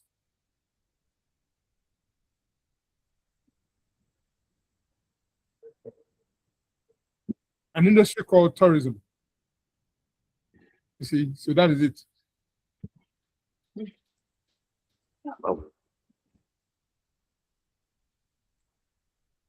Let's look at the main sectors of the tourism industry.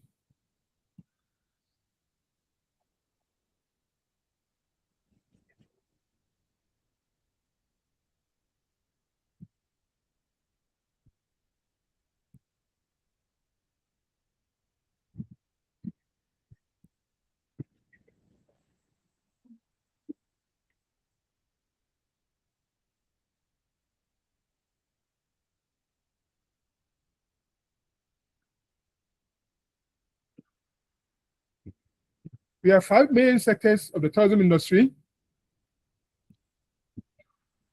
So we are using industry loosely. One, we have the attraction sector. The attraction sector.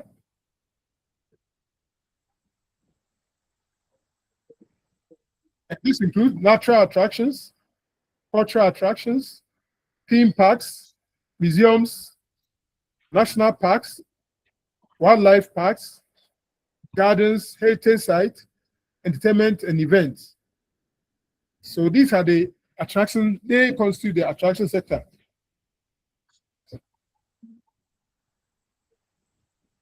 Then we have the accommodation sector.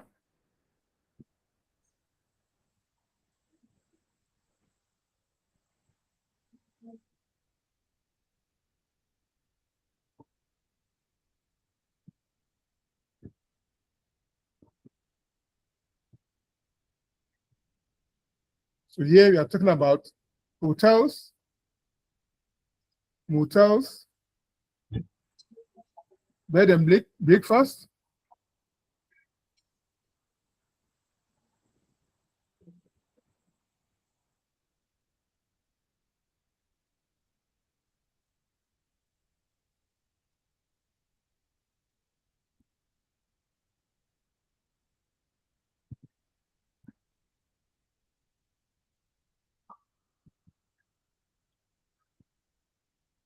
you have the guest houses, you have the apartments,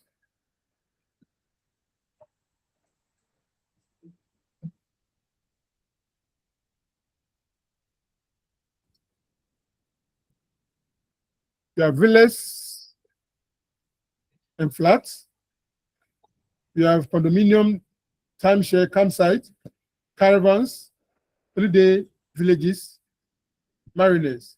So they constitute the accommodation sector.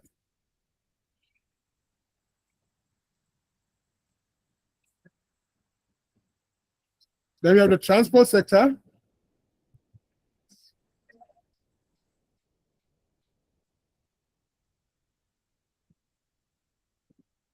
On the transport sector, we have the airlines, railways, and so forth and so on. We have the travel organizer sector. Travel organizer sector.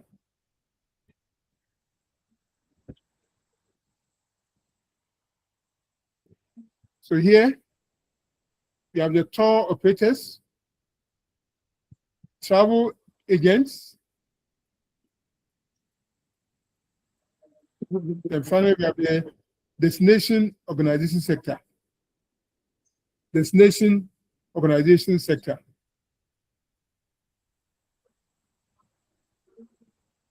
So here we have the national tourist offices, regional tourist offices,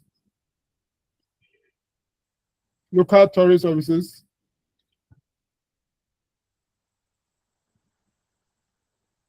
and tourism associations. So what are the economic characteristics of tourism? What are the economic characteristics of tourism?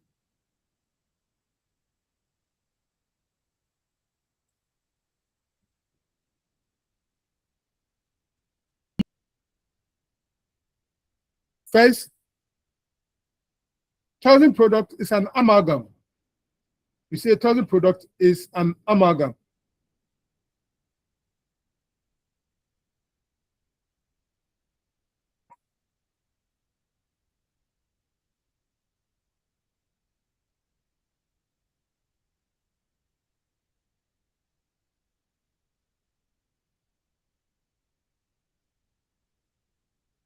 Because, as we have already seen, a tourist will demand so many things. It demands so many things. So for somebody who is a hotel keeper, the hotel room is the product, is a product. The one who is operator of air carriers, they supply seats. The one in charge of restaurants, they sell meals. So all these products are supplied to the holiday maker. So you can say tourist product consists of what tourists buy. What tourists buy. So what every tourist will buy will constitute tourism products. So that's why we say it is an amalgam. It is made up of so many components. So it's an amalgam made up of so many components.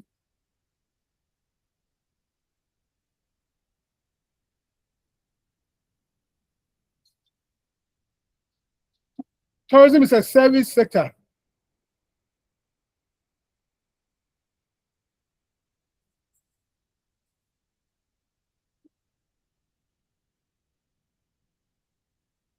It's a service sector. So it has all the characteristics of services. One, all tourism services are intangible. Nobody has seen service before. They are all intangible.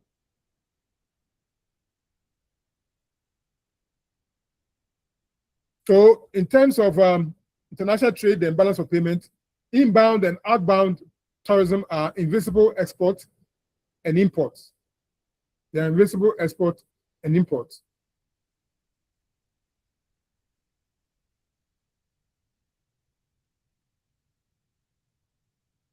They are invisible export and imports.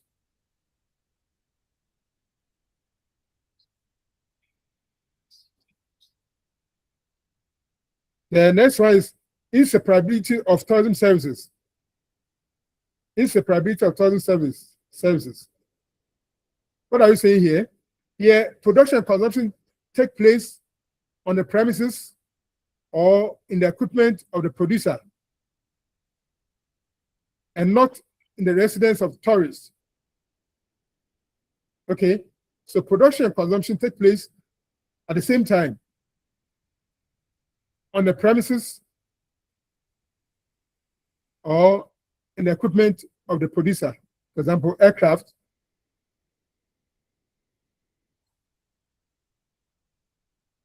For you to be able to enjoy the service, you need to be in the aircraft. You cannot stay in your house and say, I'm enjoying the services of an aircraft or an aircraft carrier.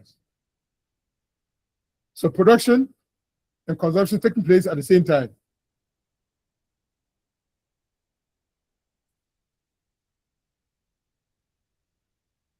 So because production and consumption take place at the same time, it behoves on the management to ensure that the staff are well trained in terms of politeness, in terms of friendliness, and they are very, very helpful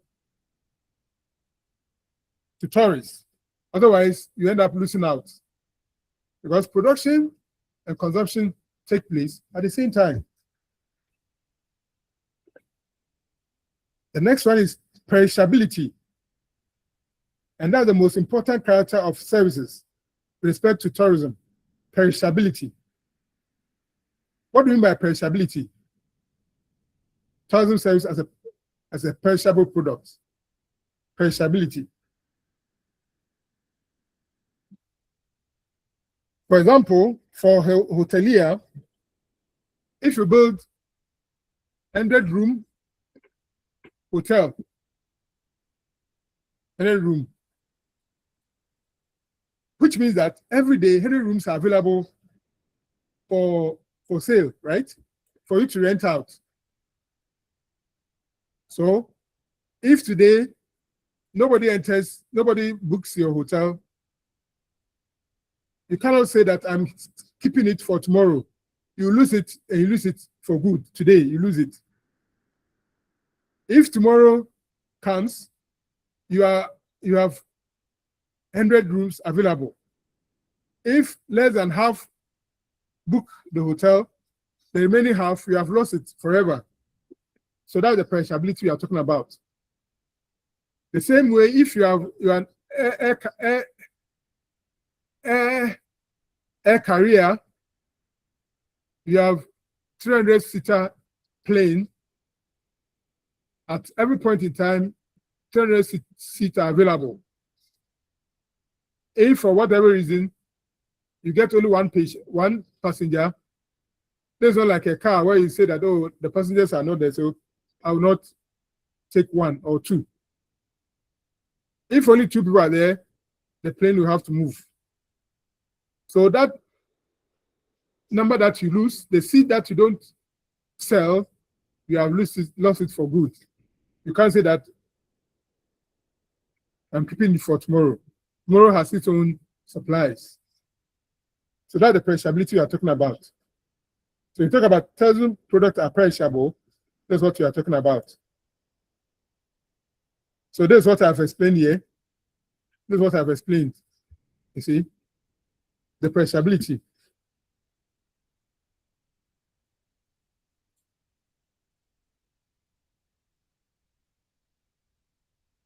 Unlike if you are a producer of some commodities, let's say you are a producer of suitcases. If you bring 100 to the market and it's not bought, you can keep it and bring it tomorrow.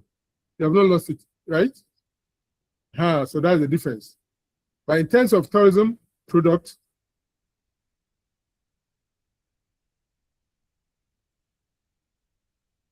you lose them. You lose them.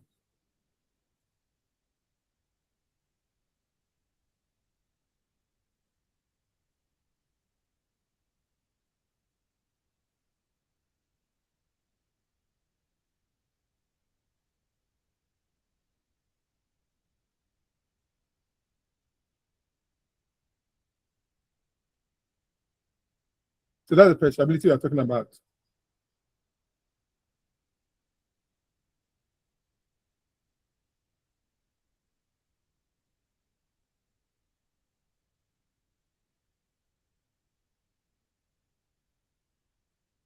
Seasonality of tourism demands.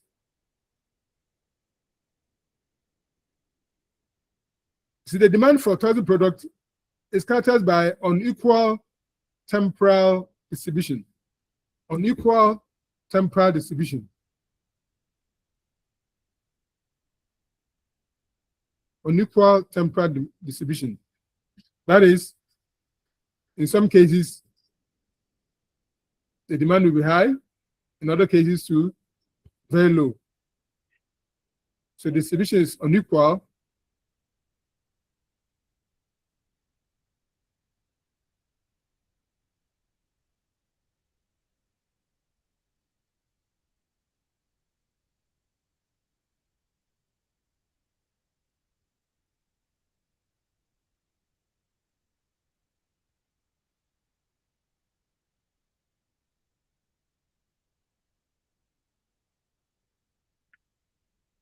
Now, The main factor that is responsible for this is climate.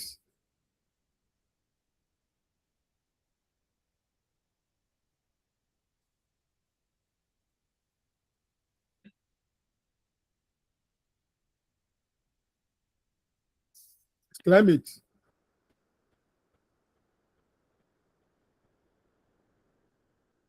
So, for example, residents of Northern Europe tend to take their main holidays in the summer period of June to mid-September. Mid-September.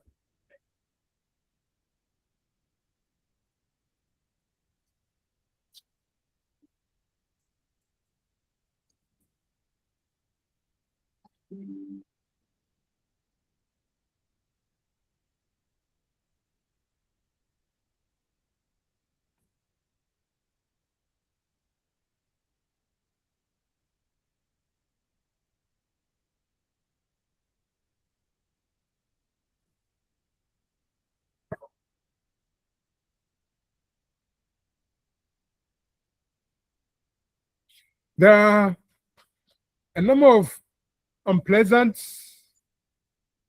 economic and ecological consequences of tourist destinations, for tourist destinations, because of seasonality.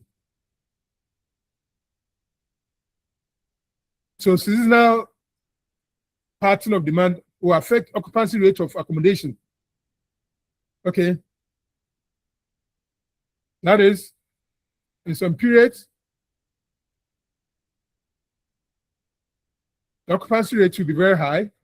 In other periods too, occupancy rates will be low. Will be low.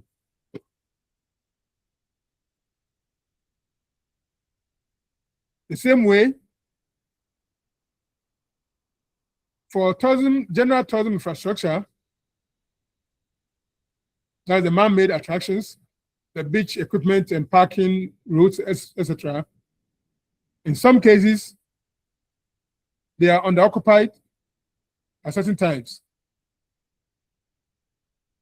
And this is a wrong use of capital. Now, to also cope with the peaks, public sector is confronted with high operational costs. High operational costs.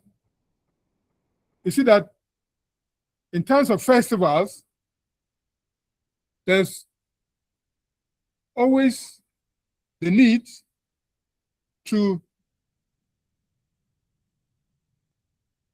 send a number of security personnel into town so that they will check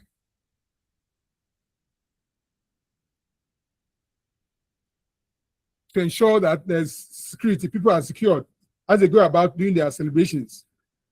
And that's the cost to the public sector. And this cost may have repercussions throughout the economy all year round. Anytime there's a festival, you can attest to it. A lot of security personnel will be around. So that's the other aspect of seasonality, the unpleasant economic consequences. Doc. Hello. Doc. Go ahead. Doc, since there are questions from some of my colleagues, but then they don't want to interact you more. They don't want to interrupt you more. So I don't know if perhaps you could be asking if there are a few questions. No, so bad if, I said because they can ask the question, because I don't see everybody.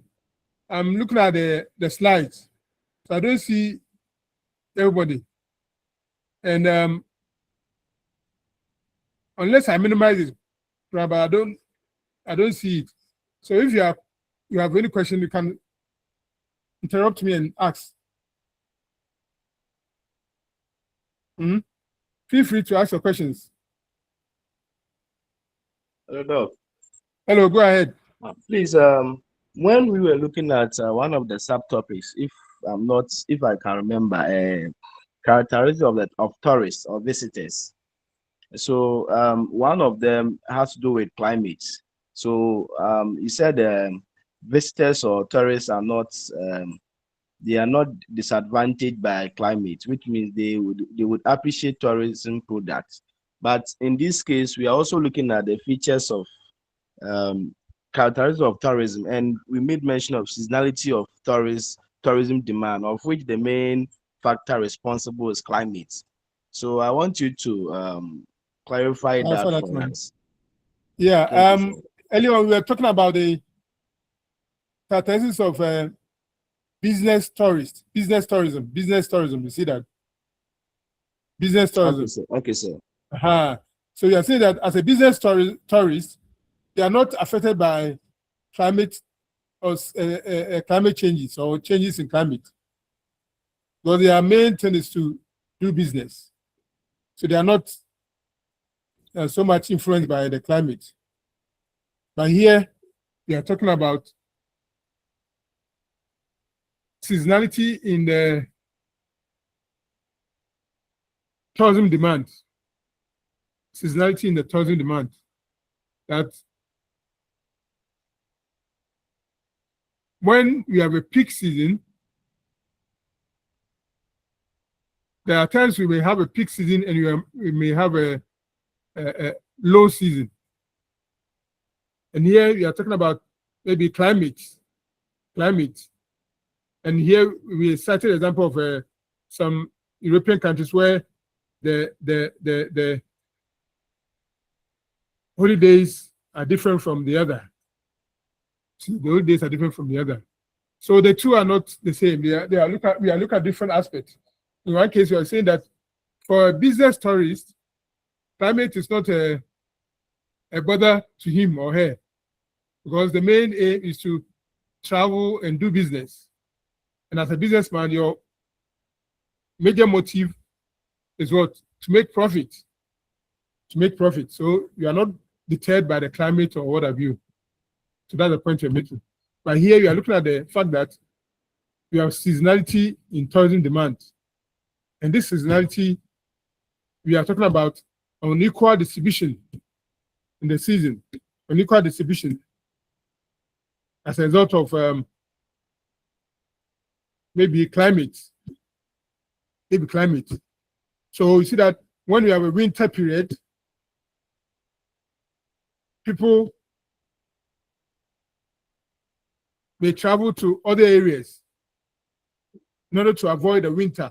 So when we have a severe winter, they will travel to other areas too. So it means that it will create an increased demand for tourism services in that area, as opposed to the place where there's winter. And even the winter itself is not bad, but because it brings about its own winter games, right? So that alone also brings people to those areas. So we are saying that seasonality, we have seasonality in the tourism demand. And this seasonality has some unpleasant consequences for the economy. And we are mentioning some of them. So that's what we are going through. Okay. All right, thank you, sir. Okay. So again, seasonality leads to seasonal unemployment. Seasonal unemployment.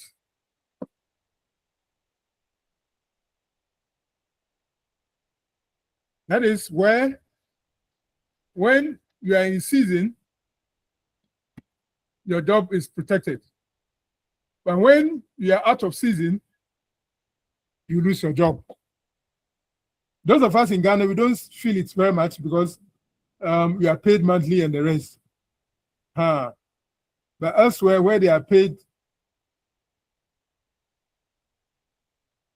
either daily or you go and mark you go to work and you mark. You go to work and you mark. If you don't go, you have 0. So that one. So those who go to work and mark a daily wage kind of thing, if you have a season where your services will not be needed, you are rendered unemployed. So seasonality brings about seasonal employment and seasonal unemployment. And seasonal unemployment can bring about welfare issues.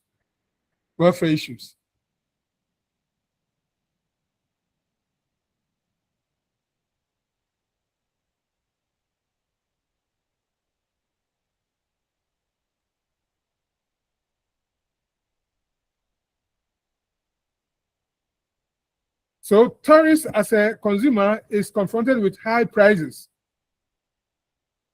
If I've noticed, where we have where there's a festival, and a lot of people have converged at a place, sometimes the price of certain goods and services will go up.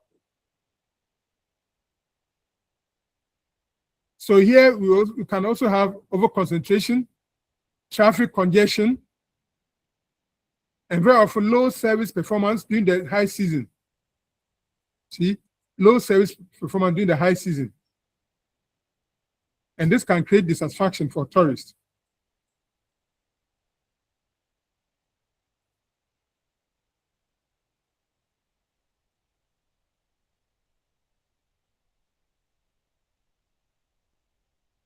Then, the concentration of demand in a few weeks, in many cases, provokes ecological dangers.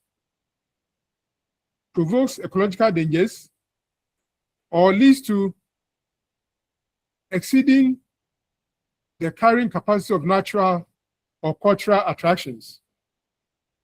So you see that because of seasonality, when we are in peak season, you see that the facilities will be overstretched.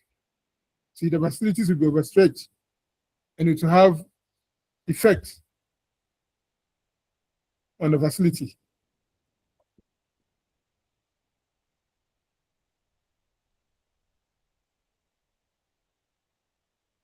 Interdependence of tourism products.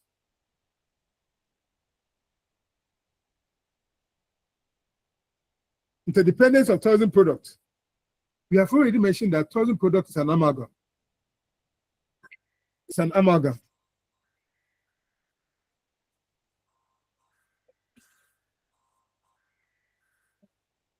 So if it's an amalgam, it means that there's interdependence among the products.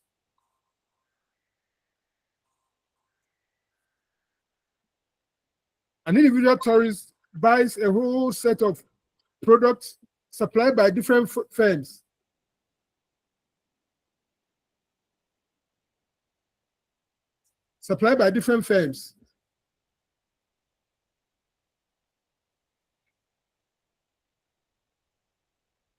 So you see that attractions will have no economic value without the necessary accommodation.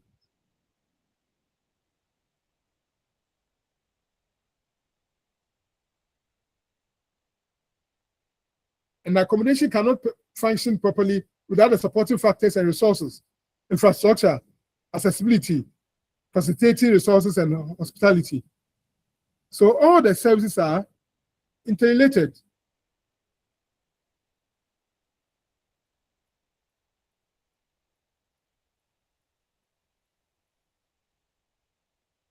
There are relatively low investment costs, but high fixed cost of operation.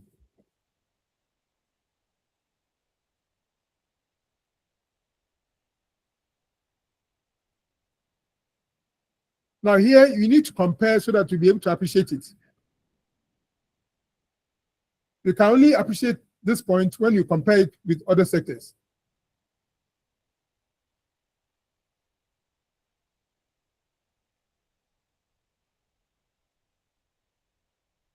As you know, many of the attractions, natural attractions, are free gift of nature. They are free goods, right? You only have to spend something small to put them in shape and make them operational.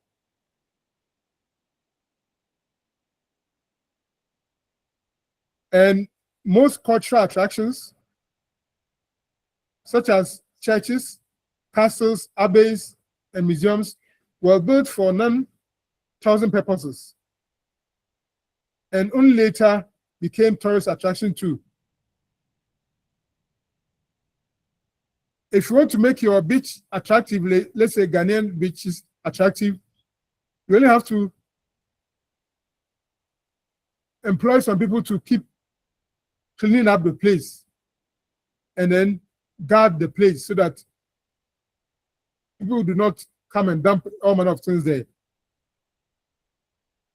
So when you compare it to maybe manufacturing, you can say that it's relatively low investment cost. Okay.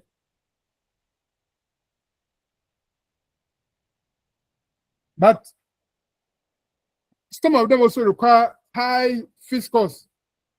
Investment is high. For example, airports, building of airports, because they all promote tourism. Aircraft, highways, railways, cruise ships, cruise terminals, waterworks, cable railways, all these require high investment cost. High investment cost.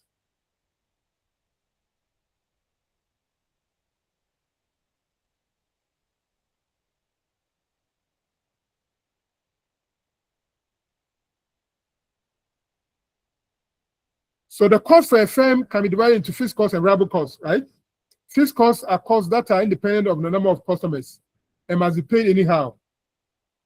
Whereas variable costs are costs that are incurred as a function of the number of customers received at any given time. So this is just trying to show you the difference between this type of cost.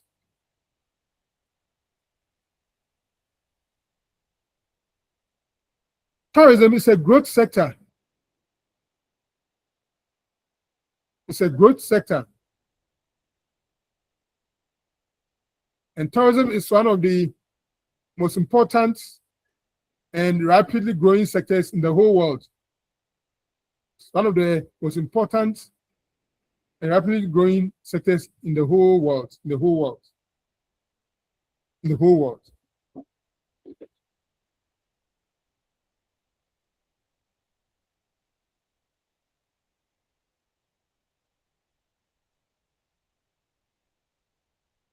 High income elasticity.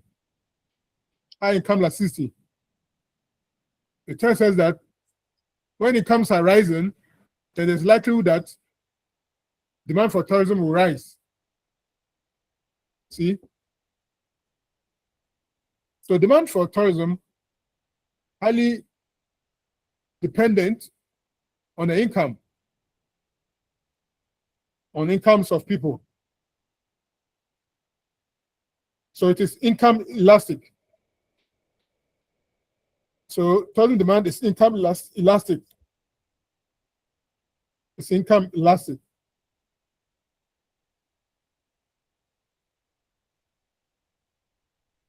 It's income elastic.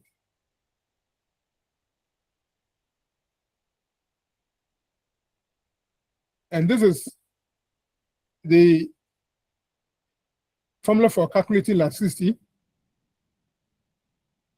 income elasticity.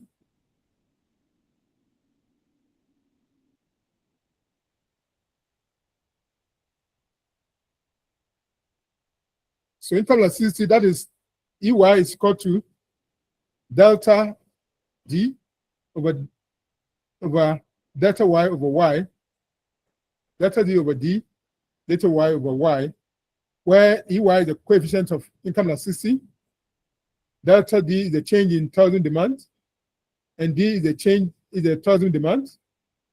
Delta Y is the change in income. Y is income. Y is income.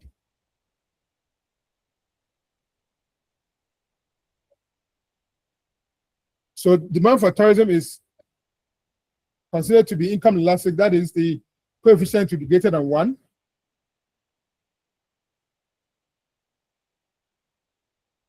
But if the coefficient is between 0 and 1, then it indicates inelastic demand.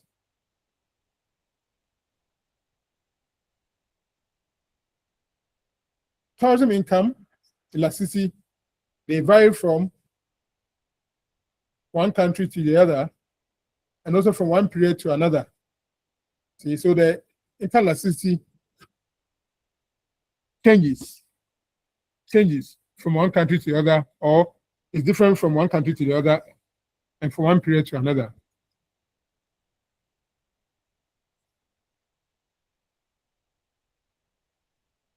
Predominance of SMEs.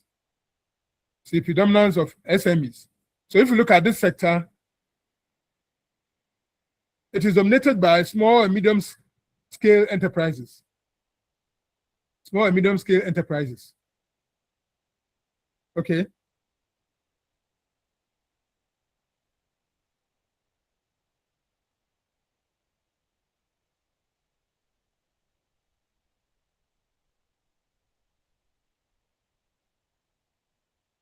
For example, where a tourist attraction or tourist site is, you may not have 5-star hotels and so forth there. You may end up getting a small guest house or motel, you see. And then those who sell, let's say, those who sell some artifacts, they're not big time people. They're not big time people, but just individuals. So this sector is dominated by small and medium scale enterprises.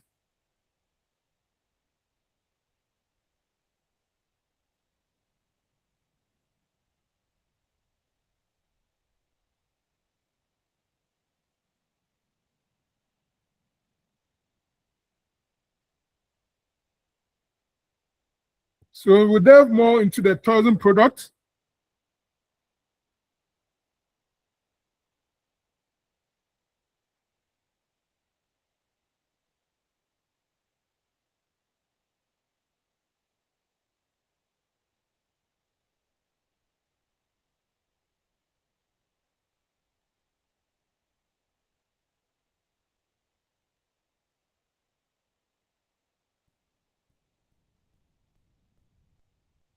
So tourism product, as we said, is an amalgam. It's a complex product because it's composed of a set of different goods and services which are demanded by the tourists or by the individuals or by the visitors during their holiday at the destination.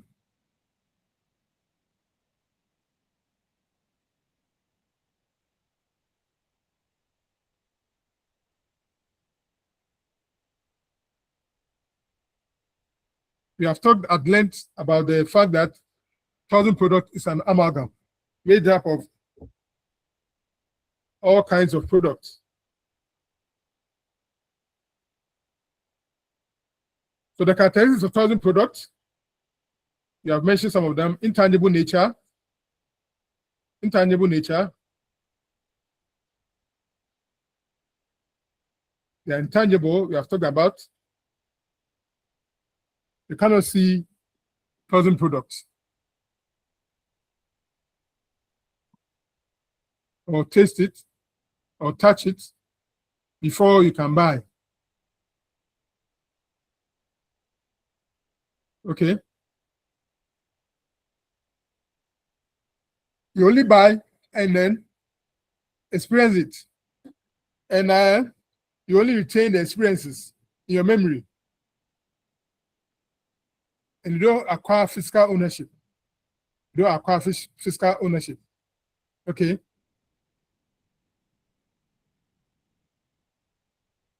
When you sit in an airplane,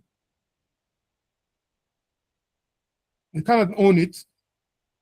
All that you can own is the ticket. But you only retain the experiences in your memory. You cannot acquire it, physically acquire it. So for tourists, they only expect to achieve some, some intangible goals like happiness, excitement, realization through their travel experiences.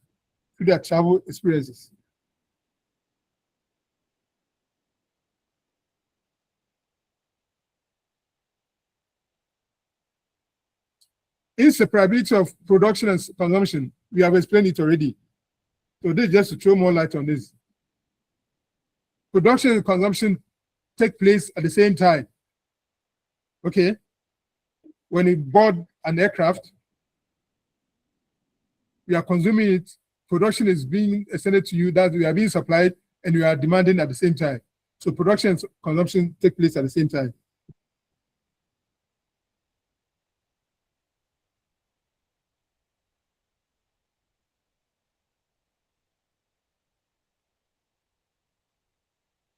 Differentiation. So the products can be differentiated, right? You cannot control them in a unified manner. Because I have told you, the product is an amalgam. It's an amalgam.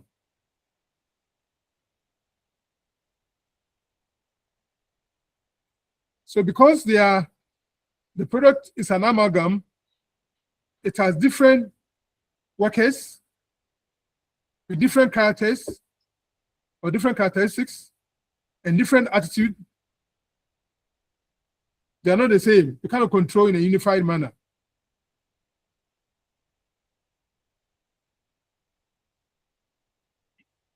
So services provided by different service staff in the same environment can never be completely the same. It cannot be, because it is an amalgam. Product is an amalgam. You can differentiate them, so you cannot control them in a unified manner.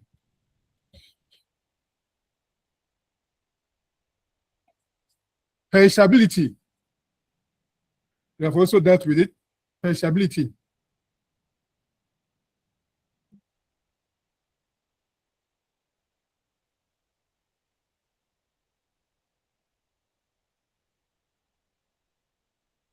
Perishability.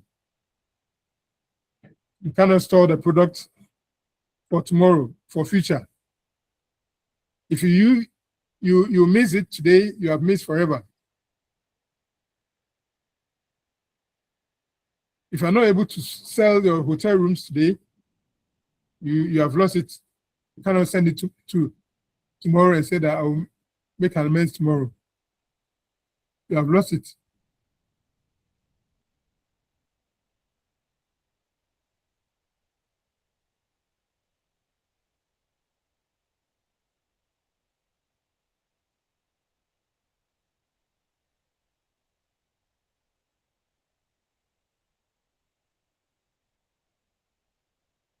Complementarity.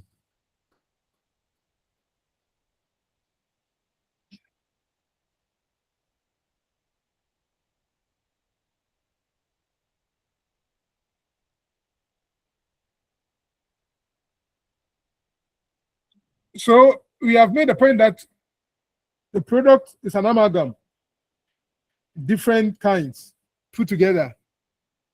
Different kinds put together.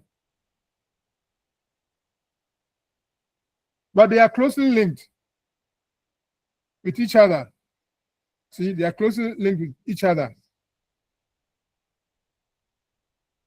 Because for a business traveler, in addition to buying the air ticket, you have to pay for taxi transport services, meals, refreshment, accommodation services provided by hotels. So it means that because they are of those, one product will always be affected by the element of another product. They're affected by element of another product. When a famous tourist attraction becomes less popular, the number of tourists who go to the restaurants and shops nearby will also fall. See the connection there? Will also fall. And business on flight or transportation to the tourist attraction will also be affected.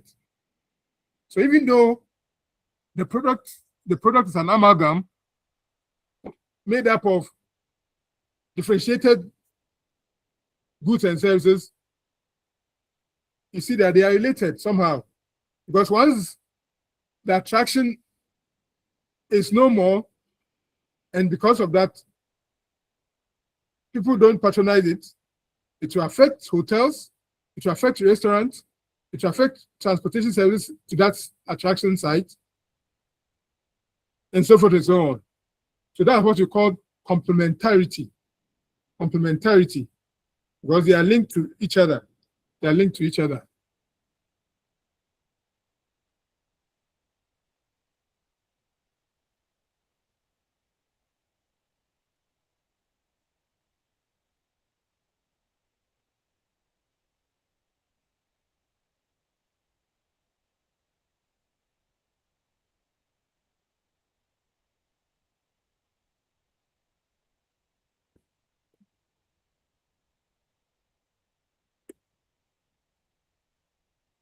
Immobility of ownership.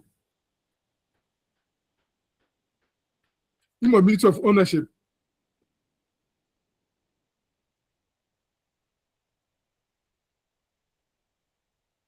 As a tourist, if you fly an aircraft, you cannot acquire it physically. You only enjoy the experience. You acquire that experience, but not the ownership of the product. So if you buy a seat, or you pay for your airfare, all that you can have is the ticket that you can own. See, that you can own. So immobility of ownership. Unlike if you go to town and buy a TV set, you take it home. So the ownership has been transferred to you. But in the case of tourism product, there's immobility of ownership. You go to a hotel, you only have to make the best out of it, keep the experience. You cannot take it home.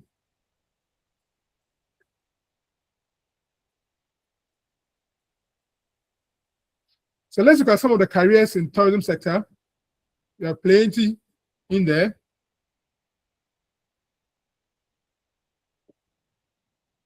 So a list of entry positions in the local tourism sector.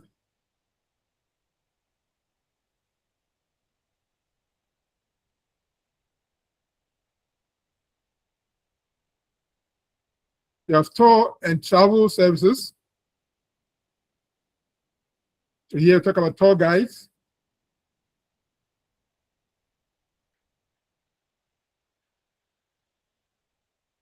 Tour escorts, travel consultants, and so forth and so on.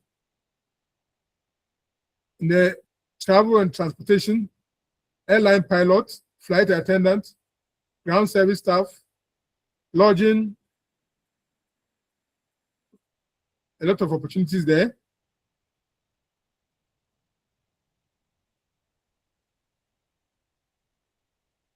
Food and beverage, waiter or waitress, banquet sales manager, chef, bartender, there's plenty there. Then others talk about retailing, public relations, advertising, market research, human resources, etc.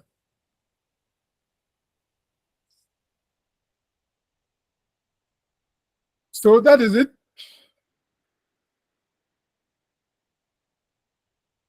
Any question on this one? In fact, this brings us to the end. That's what I plan doing today. So in a way, if you see the course outline,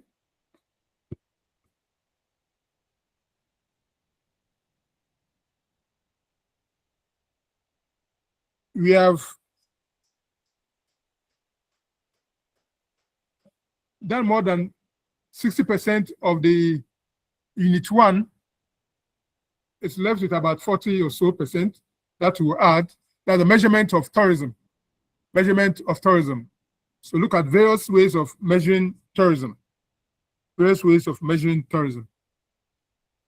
And that's what we'll be doing next.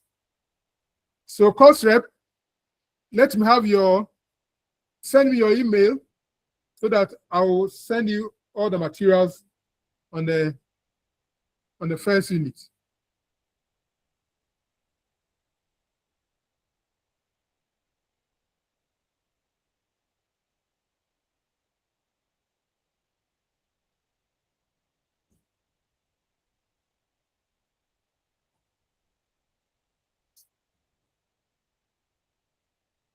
Any question?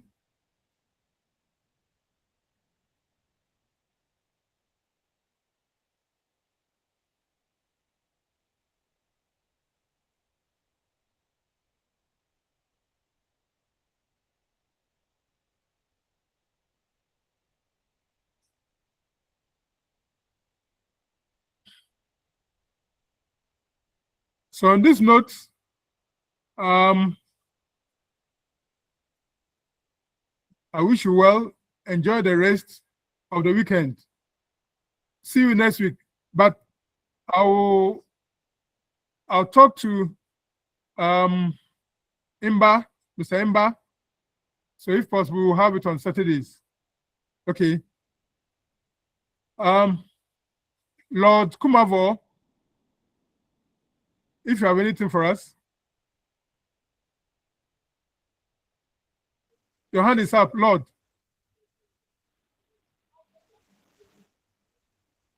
Lord? Or this by mistake? Okay, Stephen, your hand is up. Please, I would like to tell the class that I have an information for them, so they should give us they should give me 5 minutes or 2 minutes, please. Okay. All right. So in this case, when I leave, will it affect you? Or it will not? So, sir, you can leave or whatever. No, if I leave, will you still be there? Well, I'm not Yes. the host, so I think I can leave, right? Yes, sir. Okay. So see you next week. Don't forget, concept. Don't forget to get me your email. All right. So please, your contact, please. The course rep has it. I'll give you the course outline. Everything is there. My details are there. My details are there. Okay, sir. I'm the course. Okay.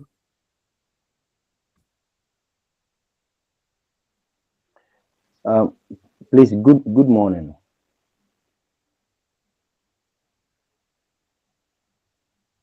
Good morning, Steve. Please, concerning Dr. Francis, that is the lecturer for surveying and cartography. He's trying to meet us more than once for each week. However, today, Mr. Boa, they have a class.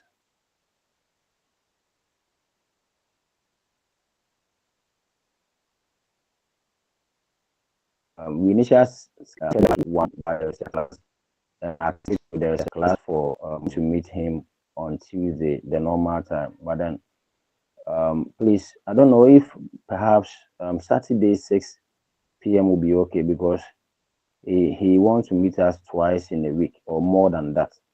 And we know how the last block, the map reading went. So I want us to at least use 2 minutes to discuss that, so that within the course of the week, we know what to do, please.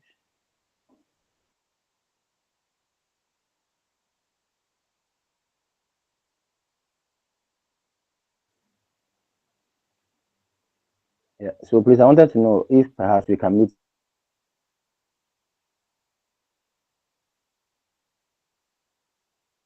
Hello, Steve. Hello. Hello. Please, can you hear me? Saturday at 6 p.m. as well. Yes, please. Please, can you hear me? Yes, please. I can hear you. So, Yes, please. on Saturday,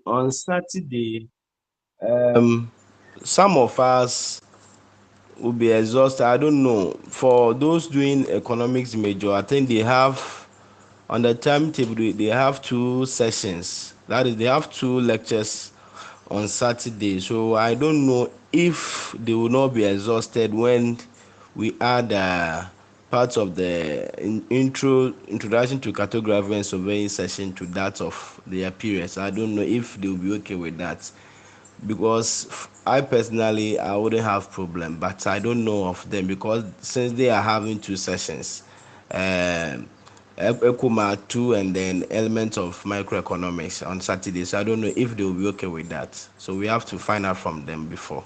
Thank you. I don't think we will be okay with that one. So let's try another day. Thank you. Okay, so aside of the Saturday, will any day be okay? Like Wednesday, Thursday, and Friday? Steve, with Wednesday and Thursday, it means that he's going to meet us um on Tuesday, and then we schedule another day for him as well. Yes, sir. Wow.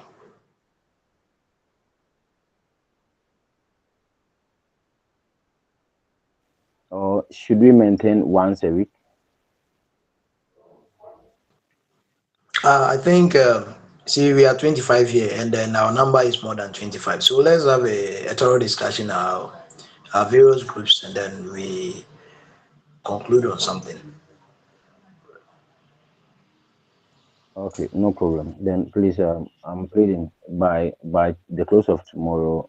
Let's all get the feedback so that I can communicate that to him, please. All right. And then with the books, how far with the books?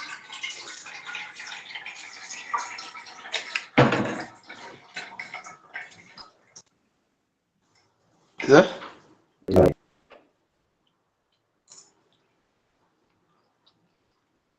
Thank you, sir. Bye.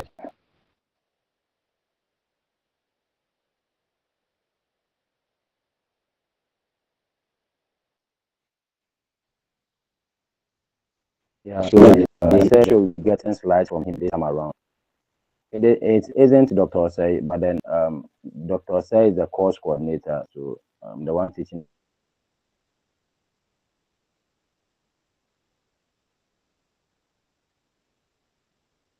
finance is under Dr. Say.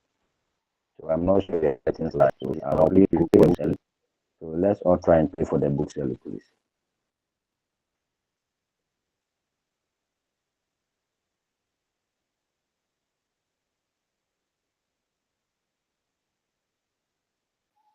Okay, so thank you very much, and God bless all of us. Bye.